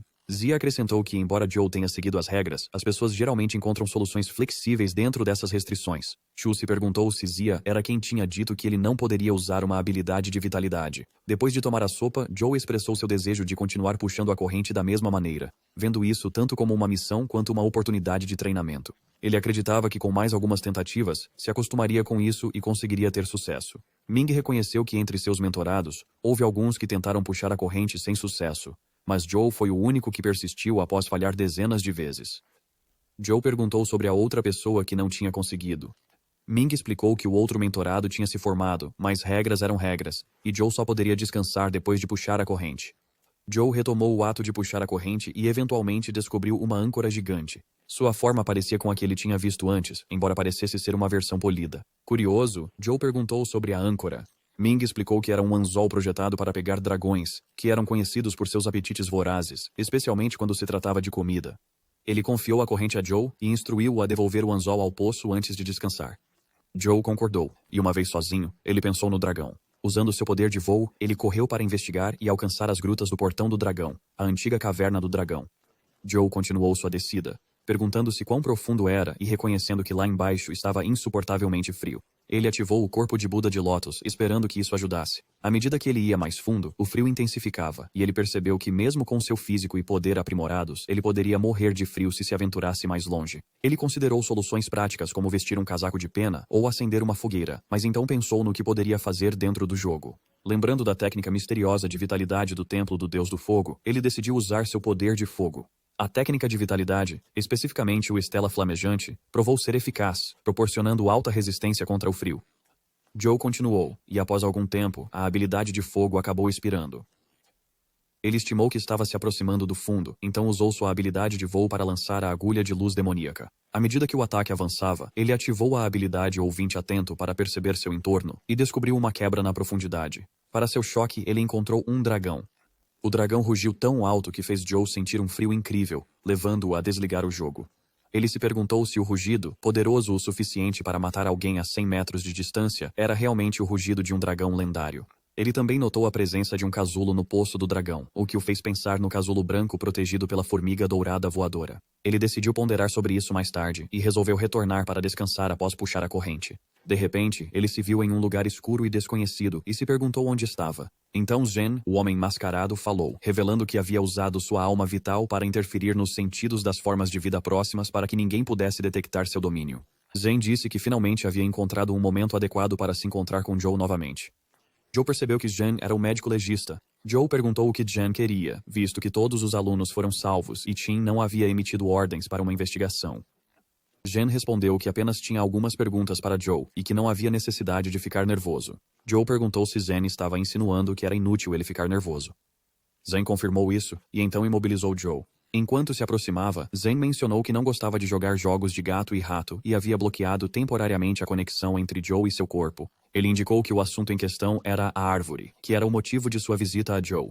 Joe perguntou se Zhen estava procurando pela árvore que havia desaparecido. Zhen confirmou que estava, pois queria adquirir os poderes da árvore. Joe perguntou sobre a natureza desses poderes. Zhen então perguntou se Joe estava familiarizado com o navio de Teseu, um paradoxo insolúvel. Ele explicou que descreve um navio que poderia navegar por 100 anos porque suas partes eram constantemente mantidas e substituídas. Se uma tábua apodrecer, seria substituída e, eventualmente, todas as partes do navio seriam novas. A pergunta então surgiu: o navio ainda era o navio de Teseu, ou não era mais o mesmo após certas tábuas terem sido substituídas? Zhen concluiu que a resposta era simples. Não era o próprio navio de Teseu que determinava se permanecia o mesmo, mas sim seu governante. Ele então passou a explicar muitos conceitos a Joe. Joe admitiu que não entendia completamente e se perguntou se Zhen era um gênio ou um louco. Zhen explicou que havia dedicado sua vida à pesquisa sobre vida, providência e o conceito de almas. Seu objetivo era explorar esses conceitos abstratos e expandir suas possibilidades. No entanto, por mais cuidadosamente que ele tentasse separar a consciência da alma do corpo, a alma sempre se desprenderia, e a força vital desapareceria toda vez. Mas aquelas instâncias em que substâncias reapareciam misteriosamente após serem removidas haviam quebrado essa regra. A árvore que eles estavam discutindo possuía o poder que Zen queria. Joe perguntou se Zen achava que ele tinha algo a ver com a árvore. Zen concordou e elaborou que, se a existência da árvore estivesse em equilíbrio estático, então a variável que causava seu desaparecimento seriam as pessoas que entraram na Cidade da Morte. Se houvesse também uma variável ligada aos alunos mortos que receberam algo, envolveria Joe e Jing, com Joe existindo em ambas as variáveis. Joe respondeu que isso era apenas uma suposição de Zen após descartar outras possibilidades envolvendo variáveis desconhecidas. Joe pensou que não poderia usar nenhuma habilidade sob as restrições de uma classe épica. Zen disse que encontraria o que precisava, depois de separar todas as memórias do cérebro de Joe. Ele usou um dispositivo em Joe, que perguntou se Zen não achava ridículo prejudicar sua própria espécie por causa dos humanos. Zen respondeu que não demoraria muito e no momento em que ele removesse as memórias do cérebro de Joe, o rei de Joe colapsaria, deixando-o como uma boneca desprovida de emoções e consciência. Os sacrifícios eram necessários para o avanço, e Jen estava disposto a suportar esse pecado, registrando o sacrifício de Joe na história da evolução humana. Depois, Joe usou seus ataques de chamas para forçar Jen a recuar. Zen reconheceu que sua suposição estava correta. Joe tinha um segredo. Zen tentou usar seus olhos controladores de almas, mas eles não tiveram efeito sobre Joe. Chocado, Zen mal podia acreditar, já que Joe estava apenas no nível de classe lendária. Como ele poderia possuir tal poder? Joe explicou que estava eliminando um intruso e então atacou Zen. No entanto, Joe logo se sentiu normal e tossiu sangue. Ele se perguntou se seria a primeira pessoa a morrer pelo poder de sua própria providência de vida. Então ele desmaiou. Depois de algum tempo, Joe acordou e percebeu que não havia morrido. Suas roupas estavam desaparecidas, mas seus ferimentos haviam sido tratados. Ao tentar se sentar, seu mentor Ming lhe disse para permanecer imóvel. Ming havia usado sua alma vital para reparar os ferimentos fatais de Joe, mas Joe ainda precisava se recuperar dos danos causados por costelas quebradas e órgãos danificados. Durante a conversa deles, Joe descobriu que Zia o havia encontrado. Ming também ficou chocado quando Zia trouxe Joe, observando que todos os meridianos estavam esmagados por algum poder e os ossos e órgãos circundantes estavam severamente danificados. Joe se perguntou se havia perdido algum de seus pertences. Ming perguntou se Joe sabia quem o havia atacado. Joe respondeu que estava tendo dificuldade em lembrar. Ele considerou que, em vez de atribuir o ataque a Jen, era melhor dizer que ele havia sido atacado pela sua própria providência de vida. No entanto, isso era estranho porque a providência de vida, sendo nascida de si mesmo, não deveria ultrapassar os limites do corpo. Esse não era o caso do Sai do Rei. Além disso, quando o ataque ocorreu, outra consciência parecia ter invadido sua mente. Ming observou que a dificuldade de Joe em recordar os eventos era preocupante. Zia mencionou que não encontrou vestígios de outra pessoa quando descobriu Joe deitado em uma poça de sangue. Joe questionou a falta de vestígios, perguntando se Jen havia explodido no local, pois esperaria que tal evento deixasse evidências espalhadas pelo chão. Ming mencionou que havia contatado a equipe de investigação da faculdade e sugeriu deixar o restante para eles. Enquanto tratava Joe com sua alma de vida, Ming descobriu algo interessante sobre os ferimentos de Joe. Joe estava gravemente ferido por todo o corpo, exceto pelo coração, que parecia estar protegido por um tipo diferente de poder. Sem essa proteção, Joe teria morrido instantaneamente. Joe se perguntou que tipo de poder estava protegendo-o. Ming explicou que Joe esteve à beira da morte desde o primeiro dia em que se tornou aprendiz de Ming. Joe negou isso, mas Ming deu um tapinha na cabeça de Joe, provocando-o por ser tão crédulo. Joe então perguntou sobre um caderno que Ming havia mencionado. Ming revelou que era para Joe e continha as 7 palmas dispersas. Ele explicou que não poderia estar sempre lá para proteger Joe, e apenas fortalecendo-se, Joe estaria realmente protegido. Chu perguntou se era uma técnica de vitalidade e comentou sobre seu aparente poder. Ming explicou que a técnica foi nomeada 7 palmas dispersas, porque foi derivada de 7 reinos distintos de técnicas de palma. É por isso que era conhecida como tal. Explicando isso, Ming observou que Joe atualmente não conseguiria andar devido aos seus ferimentos, então deveria usar o tempo para descansar. Ming conversou com Xuan sobre um antílope, mas Xuan mencionou sentir uma dor fantasma no peito só de ouvir o nome. Joe admitiu que não podia se mover no momento e avisou que, se não evitasse pensar no antílope por alguns dias, isso poderia causar danos significativos ao dormitório. Ele pediu ajuda a Xuan, e Xuan concordou, desejando a Joe uma rápida recuperação. Depois de terminar a chamada, Joe ficou aliviado ao descobrir que ainda podia usar as mãos, permitindo-lhe jogar e praticar as 7 palmas dispersas dentro do jogo. Enquanto jogava, Joe se perguntou se Jen havia feito algo semelhante pela árvore. Verificando o jogo, ele viu um número sob o ícone da árvore e foi até a árvore dentro do jogo. Ele encontrou outro broto na árvore, mas a própria árvore havia desaparecido. Ninguém deveria ter sido capaz de fazer contato com ela. Joe então pensou no desaparecimento de Jen e sentiu uma sensação de presságio. Ele então praticou batalhar e refletiu que, em vez de chamar as 7 palmas dispersas de técnica de vitalidade, era mais preciso descrevê-las como uma habilidade semelhante ao soco de uma polegada. Os 7 movimentos das 7 palmas dispersas eram cada um único em estilo e precisamente documentados. No entanto, dominá-los exigiria mais treinamento. Ele se perguntou o que aconteceria uma vez que a flor amadurecesse. Enquanto se aventurava nas partes mais profundas da caverna das formigas, ele reconheceu a dificuldade que o vento yin cinza tinha em afetá-la. Enquanto descia, ele encontrou um casulo. Ao se aproximar, uma formiga voadora dourada interveio para detê-lo e o derrotou no processo. Joe observou que tanto o protetor dourado do casulo quanto a vontade do dragão, assim como o ninho de formigas, continham estruturas semelhantes a casulos, sugerindo que poderia haver um segredo oculto dentro deles. Ele também percebeu que a técnica Aldara não era realmente uma técnica de voo, afinal. O aspecto prateado era mais lento em comparação com técnicas de classe épica e era limitado em altitude. Seria benéfico se ele tivesse uma habilidade de vitalidade de voo melhor. Um homem estava alimentando Joe com sopa, que comentou que estava bastante amarga. O garoto que servia a sopa disse-lhe para não reclamar.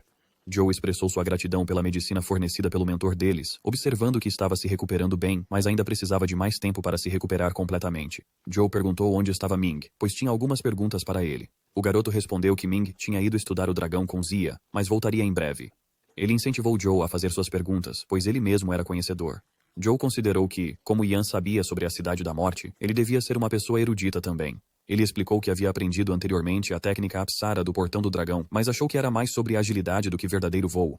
Ele estava interessado em descobrir se havia outras habilidades de voo mais rápidas dentro da classe lendária. O garoto informou que a técnica Apsara era de fato uma habilidade de trabalho de pés excepcional dentro da classe lendária, e que uma habilidade de vitalidade mais rápida era a técnica Chasing Sun. Entre os pássaros ao redor da Cidade do Pôr do Sol, a técnica Chasing Sun era provavelmente a mais rápida. Joe perguntou se isso estava relacionado ao Sunset College. Ian concordou e explicou que o Sunset College não tinha as conotações complexas que tem hoje quando foi estabelecido pela primeira vez. Originalmente, significava simplesmente um lugar de onde se podia ver a Cidade do Pôr do Sol. Zia chegou e comentou que era praticamente impossível matar os pássaros perseguidoras do Sol. Ele não queria desanimar o entusiasmo de Joe, mas sabia onde ficava a Cidade do Pôr do Sol. Joe respondeu que haveria do Sunset College. Zia explicou que estava situada acima deles. A Cidade do Pôr do Sol era uma cidade fantasma que só aparecia dentro dos raios de sol. Os pássaros que perseguiam o sol não tinham pernas e, portanto, nunca pousavam. Eles passaram a vida perseguindo Sunset City. Eles eram incrivelmente rápidos, tornando mais prático tentar matar uma fada. Joe estava curioso sobre a fada. Ian acrescentou que Joe não havia perguntado sobre habilidades de voo de classe lendária, por isso ele não mencionou. Ele explicou que havia realmente uma habilidade de vitalidade de voo mais forte nas grutas do Dragon's Gate, conhecida como a Fada do Dragon's Gate. Essa habilidade era superior à técnica Apsara que Joe atualmente possuía e estava associada a uma criatura de classe épica. Zia explicou que a besta Apsara possuía a técnica Apsara porque era uma seguidora da fada. A fada em si, no entanto, era mais poderosa e podia realmente voar. Joe admitiu que atualmente não conseguia derrotar uma criatura de classe épica e só conseguia matar um macaco Apsara. Zia perguntou se Joe estava escondendo algo, garantindo-lhe que, uma vez recuperado, todos o ajudariam a obter o que precisava. Com essa decisão tomada, Zia saiu rapidamente para procurar uma fada para Joe. Chu perguntou se Zia estaria segura e se a criatura de classe épica seria uma ameaça séria. Ian o tranquilizou, dizendo que Zia era capaz e que uma fada não poderia matá-lo. No máximo, apenas lhe daria um tempo difícil. Ian então fez Joe beber a sopa novamente, da qual Joe reclamou que ainda estava amarga. Ian enfatizou que a missão atual de Joe era simplesmente se recuperar o mais rápido possível. Enquanto Joe estava se recuperando, Ming comentou que Joe havia feito bons progressos, mas questionou por que estavam tirando o dia de folga. Zia explicou que planejavam levar Joe para sair e se aproximar de seu objetivo. Ming concedeu-lhes permissão para ir. Zia informou Joe que ele estava rastreando a fada por alguns dias e estava ansioso para confrontá-la. Hoje finalmente era o dia. Joe perguntou se eles tinham alguma chance contra a fada. Ele esperava encontrar uma nas masmorras das grutas do Portão do Dragão, mas não encontrou nenhuma. Zia admitiu que não fazia ideia sobre isso. Haifeng comentou que era mais interessante quando havia uma reviravolta do destino, e se eles não tivessem chance contra a fada, não estariam todos lá. Joe refletiu sobre como seu mentor era maduro e estável, enquanto os mentorados eram todos muito únicos. Eles chegaram à Caverna de Lotus, onde a besta Apsara estava sentada em uma rocha de lótus. Joe se perguntou se aquilo era uma besta Apsara. Zia apontou a marca em sua cabeça, indicando que era o primeiro seguidor de uma fada. Ele explicou que, embora as fadas não cruzem frequentemente fendas dimensionais, a presença de um primeiro seguidor sugeria que uma fada realmente tinha passado. Joe pensou que agora ele entendia por que não havia encontrado nenhuma no jogo. Haifeng apontou que matar a besta poderia atrair seu mestre. Ele perguntou a Joe se ele queria se aquecer depois de descansar por tanto tempo. Joe concordou, deu um passo à frente e enfrentou a besta sozinho. Quando a besta a atacou, Joe desviou sem esforço, tendo se tornado muito familiar com os ataques da besta Apsara através do jogo. Ele então lançou um ataque de consciência limpa na besta. Ian comentou sobre o quão rapidamente Joe havia dominado as 7 palmas dispersas do mentor deles. Haifeng percebeu que Zia parecia desinteressado e perguntou se havia algo errado. Zia respondeu que a máscara na cabeça do macaco parecia diferente da que ele estava rastreando. De repente, toda a área escureceu e a fada apareceu, brilhando. Joe notou que a fada, vestida com tecido preto e fita de seda branca, parecia diferente das fadas coloridas representadas no mural. Quando Zia atacou a fada, Haifeng os aconselhou a esperar, revelando que era uma fada mutante. Zia confirmou que, como esperado de uma criatura de classe épica, suas balas de cristal de oscilação não eram eficazes, e eles estavam em desvantagem em seu domínio. Quando Zia sugeriu recuar, ele foi atingido por algo e caiu. Eles logo descobriram uma barreira bloqueando sua saída.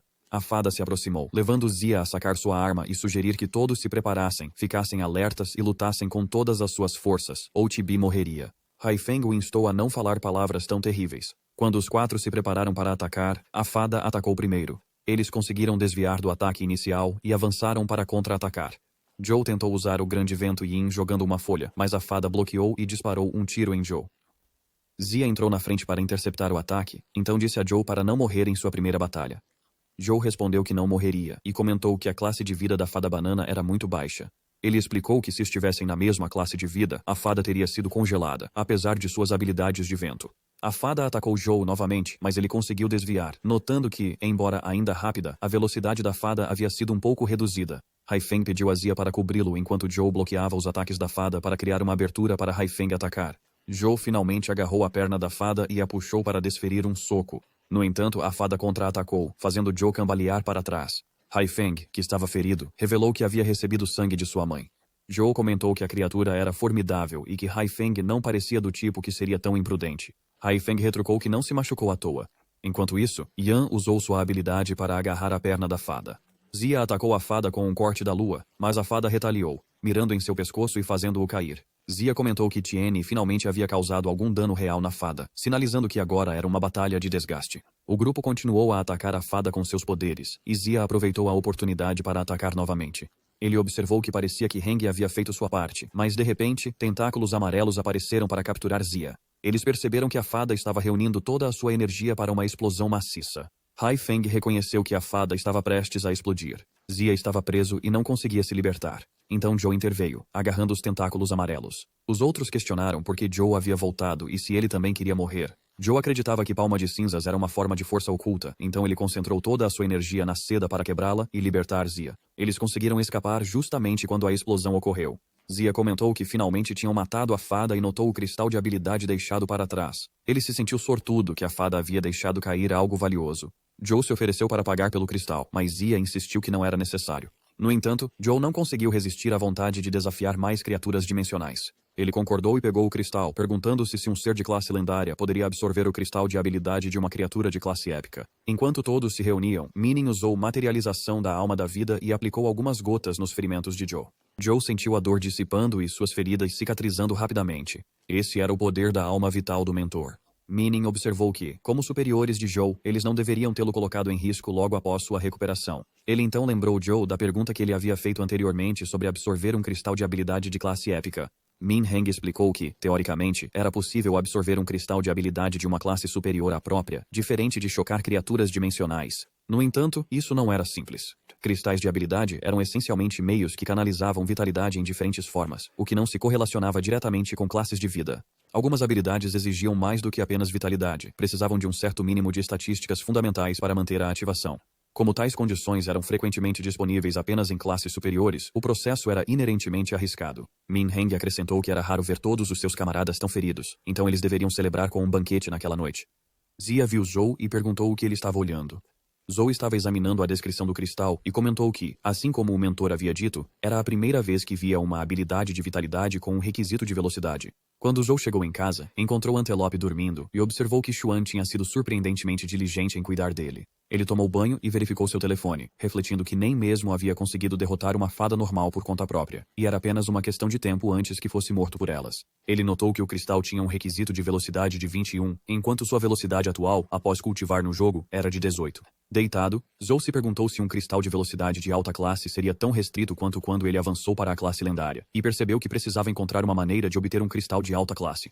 Na manhã seguinte, seu telefone tocou, e ele se perguntou quem poderia ser. Enquanto viajava com Zen no carro, Zen pediu desculpas por ligar tão cedo, e chamou Zou de jovem mestre.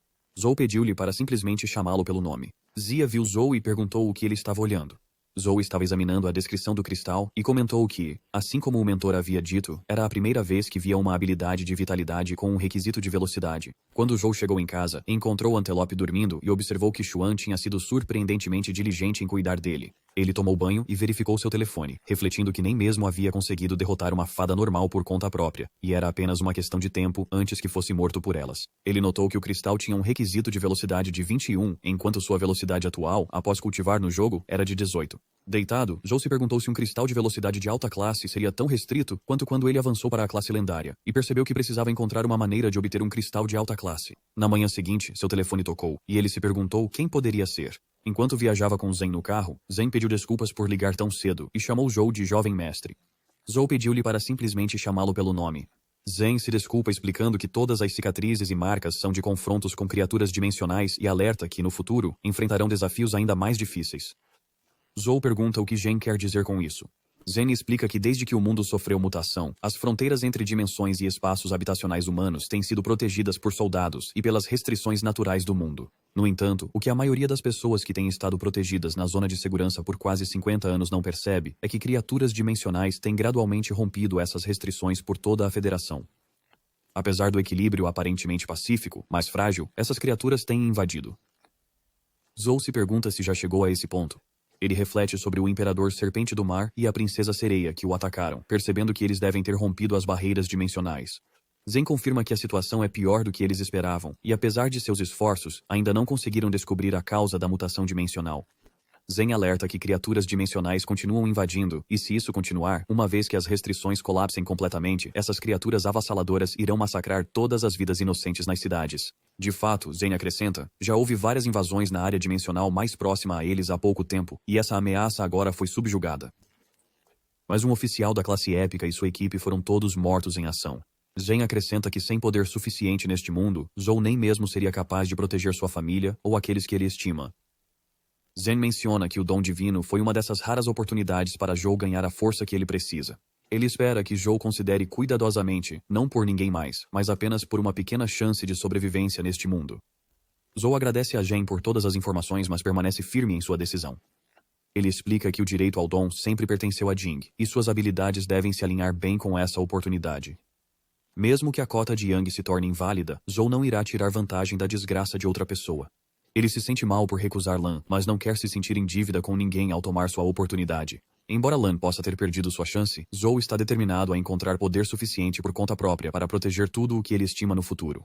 Zen ajustou sua roupa e comentou que Liu estava certo. Zou não era realmente irmão de Tian, mas seus temperamentos eram notavelmente semelhantes. Zou respondeu que não considerava isso um elogio. Zen então disse que, como Zou havia tomado sua decisão, ele não interferiria mais. Ele ofereceu que Zou poderia procurá-lo se precisasse de algo no futuro, e agora ele enviaria Zou de volta. Ao sair, Zou mencionou que o sobrenome de Zen também era An, mas ele notou que Zen se dirigia a outros membros da família An como Senhora e Jovem Mestre. Zen perguntou se Zou estava curioso sobre ele, e explicou que sua identidade não era um segredo para os outros. As pessoas consideravam Zen como o lacaio da família An, ou o mestre de treinamento demoníaco. No entanto, a Senhora, o Jovem Mestre e sua Senhora o viam como parte da família An, embora todos soubessem que ele não era parente de sangue deles. Zen acrescentou que ele era um ninguém que havia esquecido seu passado, e Zen foi o nome que Tian lhe deu. Zou voltou para sua casa, refletindo sobre o que Zen lhe havia contado. Se invasões mais severas estavam realmente por vir, a condição do mundo estava piorando. Mesmo um oficial da classe épica havia sido morto durante uma invasão. Falando de invasões de criaturas dimensionais, ele não tinha uma em seu dormitório agora. E quanto àquele sonho apocalíptico? Era um presságio de catástrofe? Ele começou o jogo novamente e notou o ícone da árvore do homem morto. Ele quase havia esquecido da árvore do homem morto. Ao entrar no jogo, ele viu que o fruto da árvore do homem morto havia amadurecido e se perguntou por que se parecia com um ovo de companheiro. Verificando suas estatísticas, Zou percebeu que o fruto tinha o poder de transformar uma vida em um ovo de companheiro. Ele reconheceu que essa habilidade da árvore era poderosa, mas também arriscada. No entanto, poderia ser sua chance de superar o obstáculo em que estava preso no jogo. Com isso em mente, ele decidiu chocá-lo. Assim que o jogo travou, Zou se perguntou se era porque seu físico havia melhorado. Apesar de estar esgotado tanto no jogo quanto na realidade, ele conseguiu suportar a dor excruciante de chocar um ovo acima de sua classe de vida enquanto permanecia consciente. Então ele sentiu um novo contrato de invocação se formando. Zou sentiu-se aliviado e comentou que ainda bem que o ovo não chocou um gen. Caso contrário, isso teria lhe dado arrepios. Ele verificou as habilidades recém-adquiridas e observou que as 3 habilidades eram essencialmente todas especializadas em tratamento médico. No entanto, ele estava completamente perdido quando se tratava de conhecimento médico. Mesmo assim, essas habilidades seriam incrivelmente úteis para tratamentos de emergência no campo de batalha. O Doutor Sombrio estava atualmente no processo de incubação, e Zou considerou que se ele pudesse recuperar seu estado de classe épica e sua providência de Doutor da Alma, seria um ativo significativo. Pensando em todas essas possibilidades, Zou percebeu que estava preso em um ciclo infinito de pensamentos novamente. Ele considerou que poderia ter uma chance se juntasse a aliados fortes para lutar contra criaturas de classe épica mais fracas, mas já devia um favor aos seus superiores da última vez. Ele chamou Xuan, que estava na área de treinamento, e Xuan rapidamente percebeu que Zou estava planejando se unir para desafiar uma criatura de classe épica e que ele queria que Xuan se juntasse a ele. Zou explicou que era graças ao antílope que sua providência de vida do deus imortal de combate estava ficando mais forte. Embora Zou ainda não tivesse tomado uma decisão final, ele garantiu a Xuan que o informaria assim que tomasse uma decisão. Em seguida, Zou perguntou se Xuan estava saindo e para onde ele estava indo. Xuan respondeu que estava indo para a Terra Santa da Federação, pois tinha algo para resolver lá. Depois de encerrar a ligação, Zou notou que Xuan não estava disponível, então ele achou que iria com os outros. Ele decidiu escolher o alvo agora. Zou pensou que, se ele estava apenas tentando reunir ingredientes, não havia necessidade de procurar criaturas de classe épica complicadas, pois isso aumentaria o risco para todos. Em vez disso, seria melhor se concentrar em opções mais seguras para melhorar a taxa de sucesso, o que beneficiaria todos os envolvidos. Embora ele tivesse encontrado muitas criaturas de classe épica, Zou ainda não havia encontrado uma maneira de lidar com a flecha no Passo Rulau. Ele também percebeu que era o único que podia entrar no portão Zhongtian e lutar contra a garça devido àquele poder misterioso. Além disso, a formiga dourada voadora na caverna Annie estava em um nível de morte instantânea de poder excessivo, e ainda não havia uma área dimensional correspondente para a caverna da formiga na realidade. Então ele se perguntou se havia alguma criatura de classe épica mais fraca por perto. Zou então decidiu explorar as grutas do Portão do Dragão, especificamente a caverna Binyang. Era sua primeira vez lá, e ele notou que as cavernas nas grutas do Portão do Dragão eram independentes umas das outras, tornando-as muito mais amigáveis em comparação com áreas onde era necessário se aprofundar para explorar mais. À medida que ele avançava, avistou um tigre fofo. No entanto, ele atacou Zou de repente. Ele rapidamente desviou, e percebeu que era de fato uma criatura de classe épica. Ele estava bloqueando os ataques do tigre quando revidou com a aura da faca cortante estelar, mas o tigre desviou. Mesmo quando Zou conseguiu prendê-lo no gelo, o tigre rapidamente se libertou. Zou comentou que este era o verdadeiro significado do poder que rompe todos os feitiços, e conseguiu escapar usando apenas seus atributos de classe épica. Ele percebeu que, embora tivesse momentos em que estava esgotado de vitalidade, o tigre não mostrava sinais de cansaço tão cedo. Zou terminou o encontro, pensando consigo mesmo que nunca esperou derrotar uma criatura de classe épica sozinho de qualquer maneira. No entanto, se isso era tudo que o tigre tinha a oferecer, seria uma excelente opção para enfrentar em equipe. Refletindo sobre isso, a noite chegou, e antes do amanhecer, ele entrou em batalha com o tigre novamente, e foi atacado por ele. Ele percebeu que depois de enfrentar tantas batalhas, já tinha identificado todos os padrões de ataque do tigre. Mesmo o dano que causava não era nada extraordinário. Zou se perguntou se realmente havia uma criatura de classe épica que só sabia realizar ataques básicos. No dia seguinte, Zou discutiu o assunto com Xuan, Feng e Xiao. Xuan ficou chocado ao ouvir sobre o tigre. Zou explicou que não achava necessário escolher um alvo perigoso para a primeira missão deles e perguntou se havia algo errado. Xuan negou qualquer problema, mas mencionou que o tigre era uma espécie protegida, uma criatura dimensional protegida. Ele então reuniu algumas informações sobre o tigre no Fórum da Federação. Sua providência de vida era bastante metafísica, referida como um pequeno tigre sortudo. Embora não parecesse aumentar nenhum atributo em particular, algumas pesquisas sugeriam que levar o tigre para áreas dimensionais poderia aumentar as chances de obter algo valioso, como um ovo de companheiro com atributos desejáveis.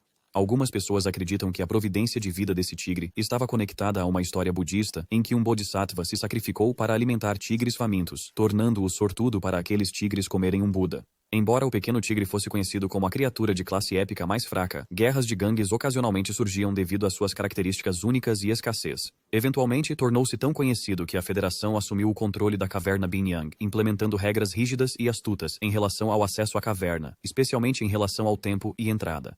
A cena muda para as grutas do Portão do Dragão, especificamente a caverna Binyang, onde um homem anuncia as regras de entrada.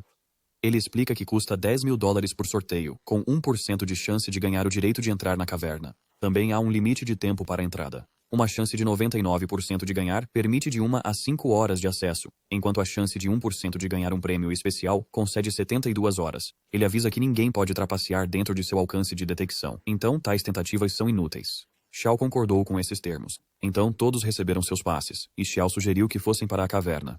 Depois de algum tempo, o homem ficou surpreso ao ver que todos os 4 haviam ganhado o prêmio especial. Ele se perguntou como eles conseguiram ganhar 4 prêmios especiais seguidos, mas não sentiu nenhuma interferência de poder.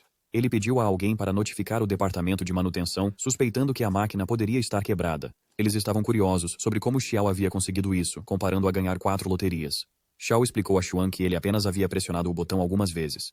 Feng comentou que a família Li não estava na mesma área que eles, então era normal se eles não tivessem ouvido falar de Wang antes. Histórias sobre ela incluíam, mas não se limitavam a, ganhar um bilhete de loteria de $10 milhões pouco após o seu nascimento, e comprar um grampo de cabelo com um cristal super raro por apenas $3 de um vendedor de rua durante o ensino fundamental.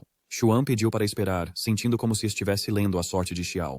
Feng então tirou uma moeda e pediu a Xiao para escolher cara ou coroa. Xiao respondeu que ela iria com o que ficasse. Feng jogou a moeda, e quando Xuan tentou pegá-la, a moeda caiu e ficou em pé. Xuan ficou chocado, percebendo quão extraordinária era a sorte de Xiao. Sena então comentou que, embora um tigre sortudo pudesse ser interessante, eles tinham Xiao, e ela perguntou se estavam interessados em ir para a cidade dos jogos no dia seguinte. Zhou interrompeu, lembrando-os de não esquecerem por que estavam lá. Xuan respondeu que não havia necessidade de ser excessivamente cauteloso. O pequeno tigre não aparecia em um local fixo, e muitas pessoas que tinham pouco tempo de entrada voltavam de mãos vazias. Com seus 3 dias de entrada gratuita, eles tinham muito tempo. De repente, uma explosão foi ouvida de dentro da caverna, e Xuan os alertou para terem cuidado. Independentemente de sua aparente fraqueza, uma criatura de classe épica ainda era uma criatura de classe épica. Zhou instruiu-os a seguir sua liderança. Enquanto isso, um homem monitorando a situação de fora observou que Zhou era de fato uma das pessoas que tinham entrado há um tempo. No entanto, como eles ganharam 72 horas de entrada gratuita, ele não tinha certeza de quando Zhou sairia. Jing, que também estava observando, comentou que poderia ser tarde demais e insistiu em ver Zhou imediatamente. O homem aconselhou-os a não dificultar as coisas para o porteiro. Ele explicou que, embora quisesse ajudar a família An, a caverna Binyang estava sob jurisdição da Federação, apesar de estar localizada em Luoyang. Todas as entradas tinham que ser relatadas em detalhe, a menos que alguém tivesse o nível mais alto de permissão do Parlamento da Federação, e todos tinham que seguir as regras. Do outro lado, o tigre gigante estava derrotado, e Xuan se perguntou se realmente era uma criatura de classe épica, já que tinha sido mais fácil de lidar do que o esperado. Feng apontou que o tigre era simplesmente fraco para sua classe e sugeriu que Xuan talvez não tivesse percebido a verdadeira razão por trás de sua facilidade. A estratégia de Zhou havia neutralizado efetivamente todos os ataques do tigre. Xiao observou o tigre e notou que ele havia se submetido a ela e se transformado em um ovo. Xuan comentou que era a primeira vez que via uma criatura voluntariamente se tornar um ovo. Xiao então perguntou se eles permitiriam que ela ficasse com o ovo, oferecendo-lhes um favor em troca. Xiao esclareceu que não pretendia monopolizar a aba e poderia reembolsá-los com dinheiro ou algo mais. Xuan mencionou que veio para se desafiar ao lado de Zhou e não estava faltando fundos. Feng também declarou que não tinha interesse no ovo. Zhou se perguntou o que estava acontecendo e achou que não valia a pena trocar um ovo de companheiro de classe épica por Xiao.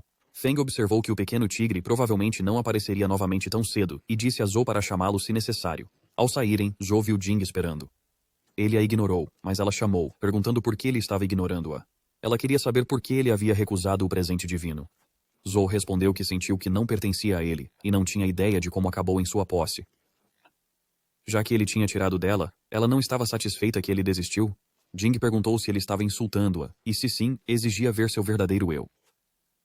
Ela queria testemunhar a força de alguém que fez sua mãe mudar seu privilégio sobre ela, em vez de recuar diante dos desafios. Jing queria ver o que estava bloqueando seu caminho, e lembrou-lhe que ele ainda lhe devia um favor. Ele concordou, e Jing o lembrou de cumprir sua promessa agora e reivindicar o território do presente divino para ela. Ele concordou com isso também. Quando voltaram para casa, Jing especulou que ele talvez ainda não soubesse os detalhes do presente divino, então ela estava lá para ensiná-lo. Zhou se perguntou se ela estava tentando experimentar como era ser professora. Jing explicou que o território do presente divino era na verdade uma área dimensional especial e vasta, onde criaturas poderosas, conhecidas como semideuses, residiam. Esses semideuses não apenas possuíam um poder aterrorizante, mas também reconheciam os humanos que passavam por suas provas. Eles até concederiam linhagens especiais a esses humanos, dotando-os de habilidades únicas. Os 6 heróis que eles conheciam foram os primeiros humanos a obter 6 linhagens diferentes desses semideuses. Seus descendentes herdariam essas linhagens, com o físico do Santo Imperador que Zan usou em sua batalha sendo uma das 6. Embora as linhagens dos descendentes não fossem tão potentes quanto as originais, elas ainda detinham um poder significativo. Zhou questionou por que o direito ao presente divino era dado apenas à geração mais jovem, perguntando se os especialistas de alto escalão não tinham voz nessa questão. Jing respondeu que não era que eles não queriam, era que eles não podiam devido a uma regra de restrição no domínio do semideus. Apenas aqueles da classe lendária ou inferior eram permitidos entrar no território do presente divino.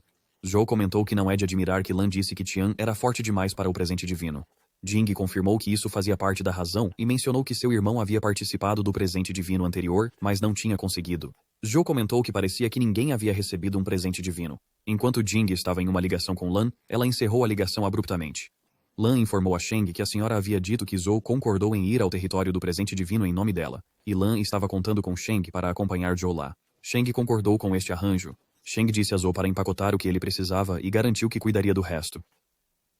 Zhou concordou, e então ele lembrou sua conversa com Ming, onde perguntou se Ming sabia sobre o presente divino. Ming havia respondido que, como estudioso da era dimensional, ele naturalmente sabia mais do que os outros. Ming então retirou um item de seu pulso e entregou a Zhou, explicando que havia planejado fazer um para cada um deles, mas como Zhou havia tirado licença pessoal, estava dando a ele agora. Ele pediu a Zhou para pensar nisso como um amuleto. Quando Zhou estava prestes a responder, ouviu uma batida na porta. Ele a abriu e encontrou Xuan parado ali.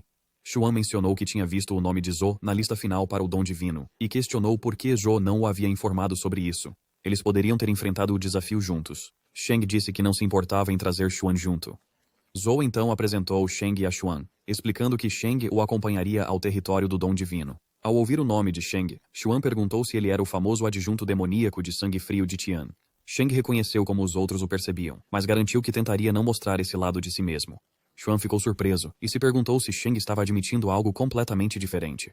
Xuan comentou sobre a decisão surpreendente da família An de enviar o adjunto demoníaco do Senhor da Guerra para acompanhar Zhou. Nesse momento, Sheng recebeu uma ligação de Tian.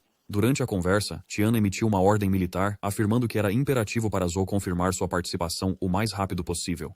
Tian também mencionou que Sheng deveria passar pelas montanhas Qinling a caminho da Terra Santa e trazer Tian junto se quisesse economizar tempo. Sheng concordou e encerrou a chamada. Sheng então perguntou a Zhou e Xuan o que eles achavam de visitar as montanhas Qinling a caminho da Terra Santa. Naquela noite, Sheng, Zhou e Xuan partiram. Xuan questionou por que Sheng queria visitar um território não reivindicado e não supervisionado. Sheng respondeu que a família Li também era extraordinária, então ele precisaria entender mais sobre a área mais cedo ou mais tarde. Eles também estavam investigando se havia alguma mutação dimensional nas montanhas Qinling. Xuan mencionou que consultaria seu pai assim que retornasse.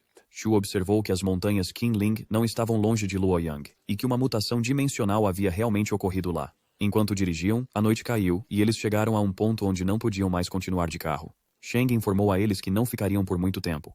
Penny só precisava coletar dados sobre as flutuações dimensionais na área. Ele também mencionou que faria um frio incomum à noite. Então, se sentissem frio, havia roupas disponíveis no carro. Xuan respondeu que não havia necessidade de roupas extras, pois ele havia cultivado sua técnica de vitalidade para tais condições. Zhou concordou, observando que o Sutra Imperial antigo era altamente eficaz contra o frio. Nesse momento, um pássaro pousou na cabeça de Zhou. Xuan comentou que parecia que os animais gostavam muito de Zhou, mas ao olhar mais de perto, ele percebeu que não era um animal comum.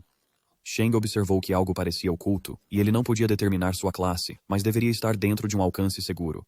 Xuan achou estranho que Sheng não pudesse ver através dele, e observou que a criatura era bastante suave e não parecia agressiva. Como estava aninhado no topo da cabeça de Zhou, Xuan sugeriu que Zhou poderia mantê-lo como animal de estimação. Zhou pediu para pararem de brincar com a criatura. Ele pensou consigo mesmo que já tinha um monte de criaturas que comiam ouro em casa. Quando ele colocou a criatura no chão, ela se enfiou em sua camisa, fazendo Zhou se perguntar se estava com medo do frio. Sheng comentou que era muito agarrado, sugerindo que as criaturas nesta área sempre ficavam próximas aos pais.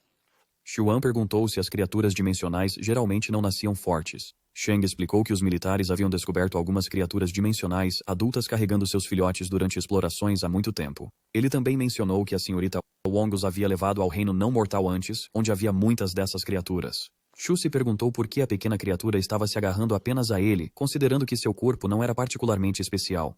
Ele então sentiu uma energia do Sutra Imperial antigo ao seu redor. Xuan perguntou o que Zhou havia feito com o antílope, ao que Zhou respondeu que ele o havia dado para ser cuidado. Xuan comentou que Shao certamente se arrependeria dessa decisão. Shang observou que não era seguro entrar na área dimensional à noite, então eles esperariam até descansar e à luz da manhã antes de prosseguir. Na manhã seguinte, eles continuaram a jornada a pé, com Shang usando um dispositivo para detectar coisas na área. Zhou mencionou que o pássaro ainda estava o seguindo. Xuan observou que estava seguindo apenas Zhou. Depois de algum tempo, o pássaro pousou novamente na cabeça de Zhou. Xuan, sentindo-se entediado, se perguntou se eles estavam realmente em um espaço dimensional, já que ainda não haviam encontrado uma única criatura dimensional.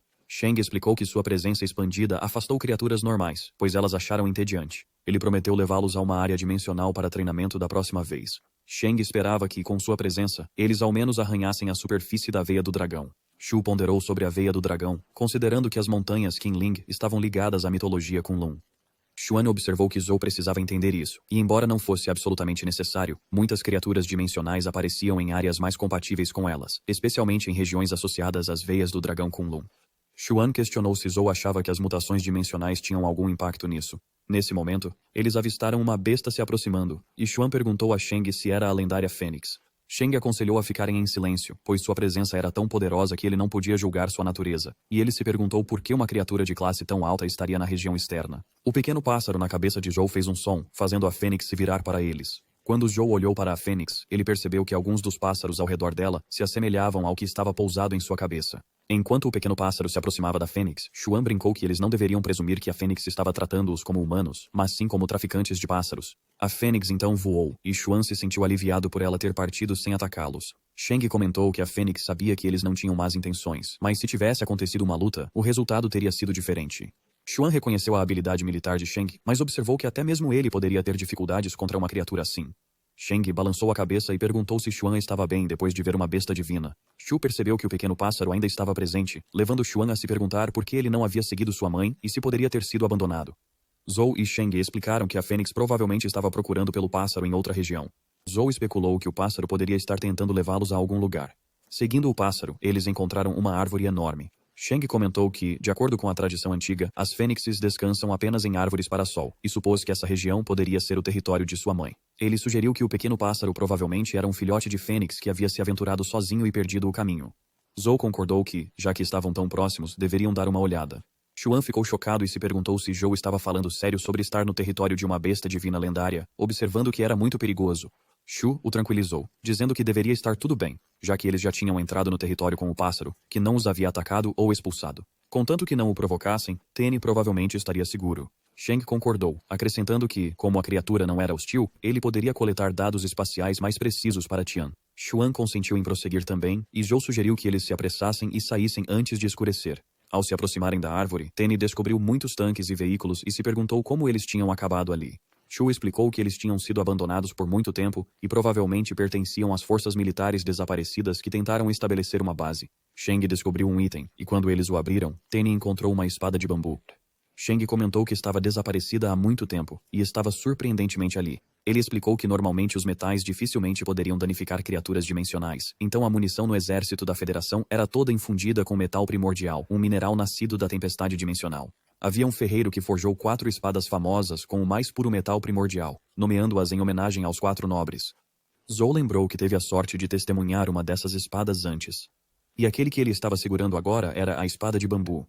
Zhou examinou a espada e comentou sobre sua qualidade. Xuan comentou que Zhou estava atrasado demais para reivindicá-la como sua, pois ele havia se tornado seu mestre no momento em que a desembainhou.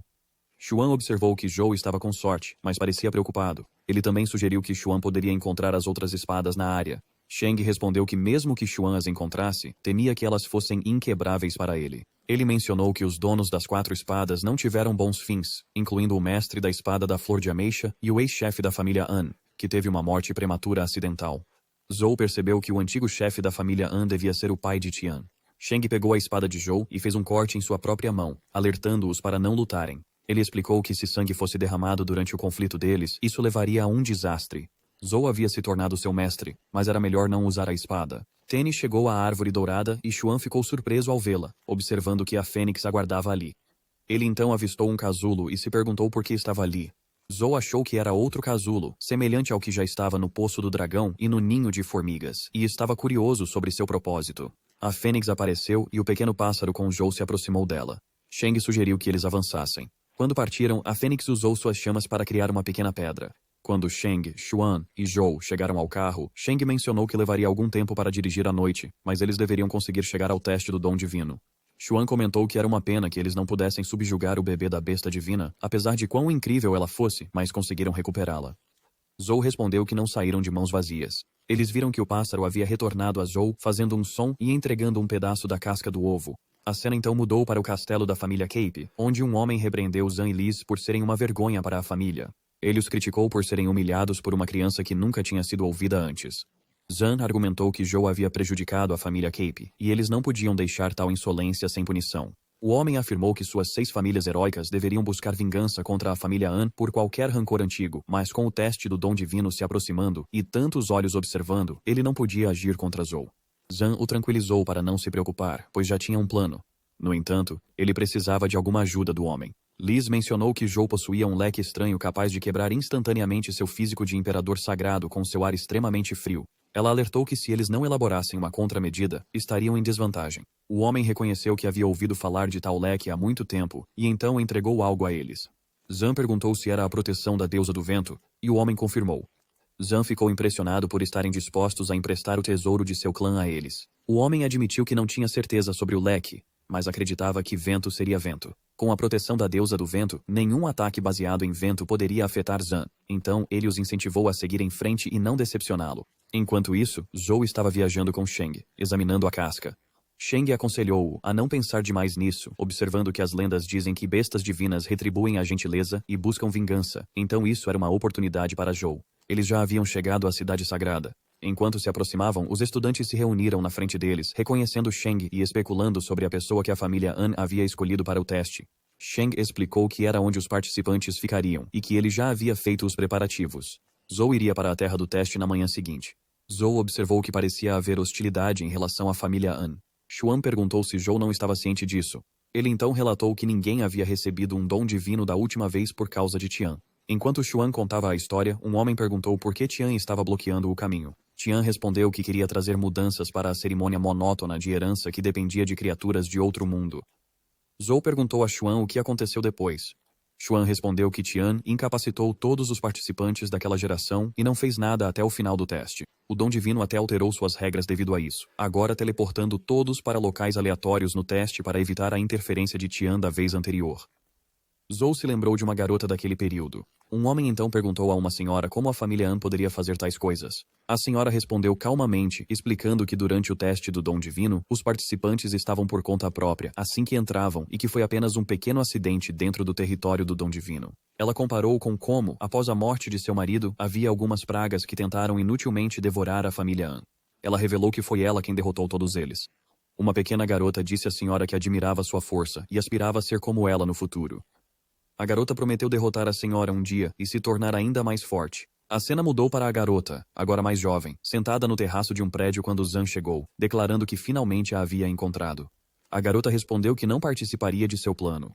Zan lembrou-a de não esquecer que a senhora também era membro das famílias dos 6 heróis e que era seu dever manter sua reputação. Antes que ele pudesse terminar, a senhora cortou seu rosto, alertando-o para não repetir tais comentários. Ela perguntou se ele realmente acreditava que tinha o poder de instruí-la. Sheng entregou um ovo a Zhou, explicando que Lan havia pedido que ele o entregasse a Zhou. Lan havia insistido que Zhou poderia recusar outros ovos companheiros, mas ele tinha que aceitar este. Ela mesma o havia obtido de uma área dimensional, e Zhou deveria aceitá-lo independentemente de sua preferência.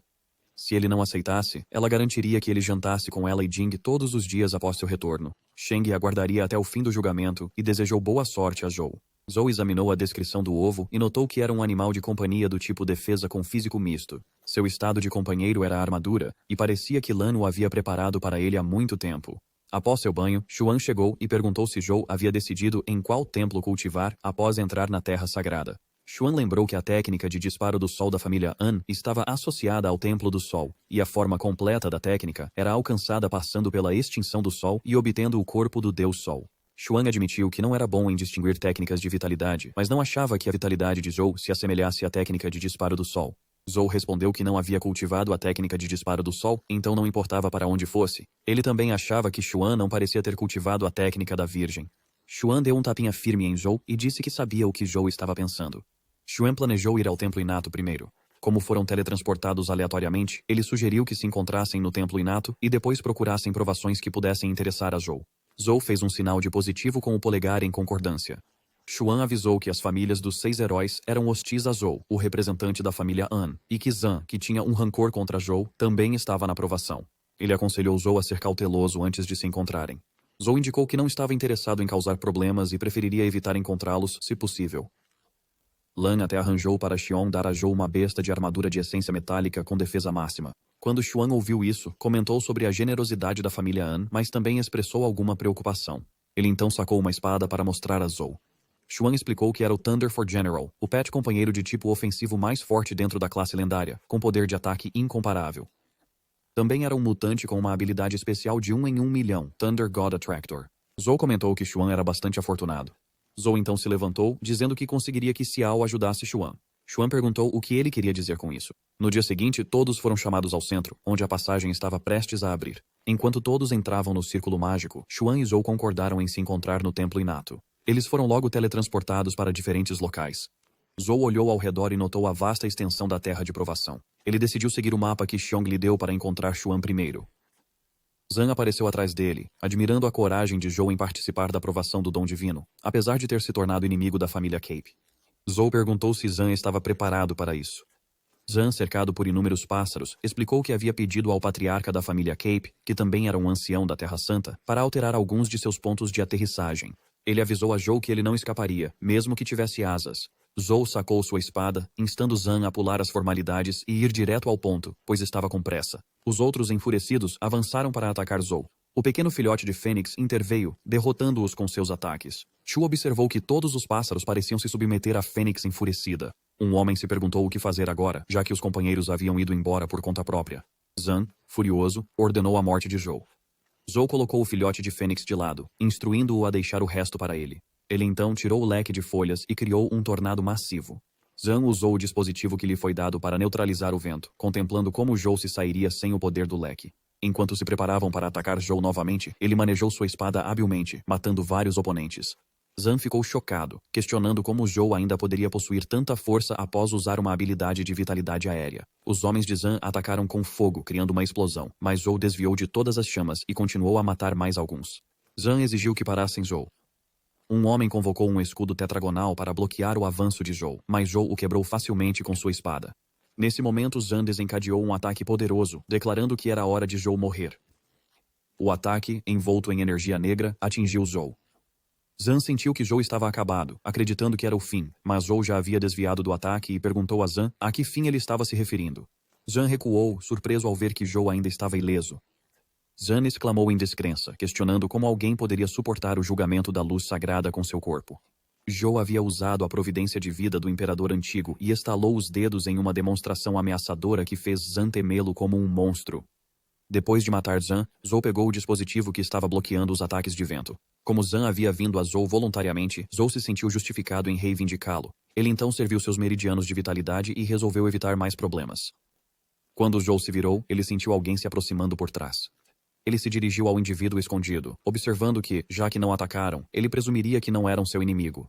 Zhou mencionou que precisava se encontrar com um amigo e pediu que a pessoa o desculpasse. Aconteceu que era a garota de quem Zan havia pedido ajuda. Ela admitiu que achava que estava se escondendo bem. A garota comentou sobre a força impressionante de Zhou, expressando que, embora tenha sido teletransportada contra sua vontade, teve a sorte de testemunhar uma luta tão brilhante. Ela então pediu seu nome, e Zhou simplesmente disse a ela. E foi exatamente assim que esta história terminou por enquanto.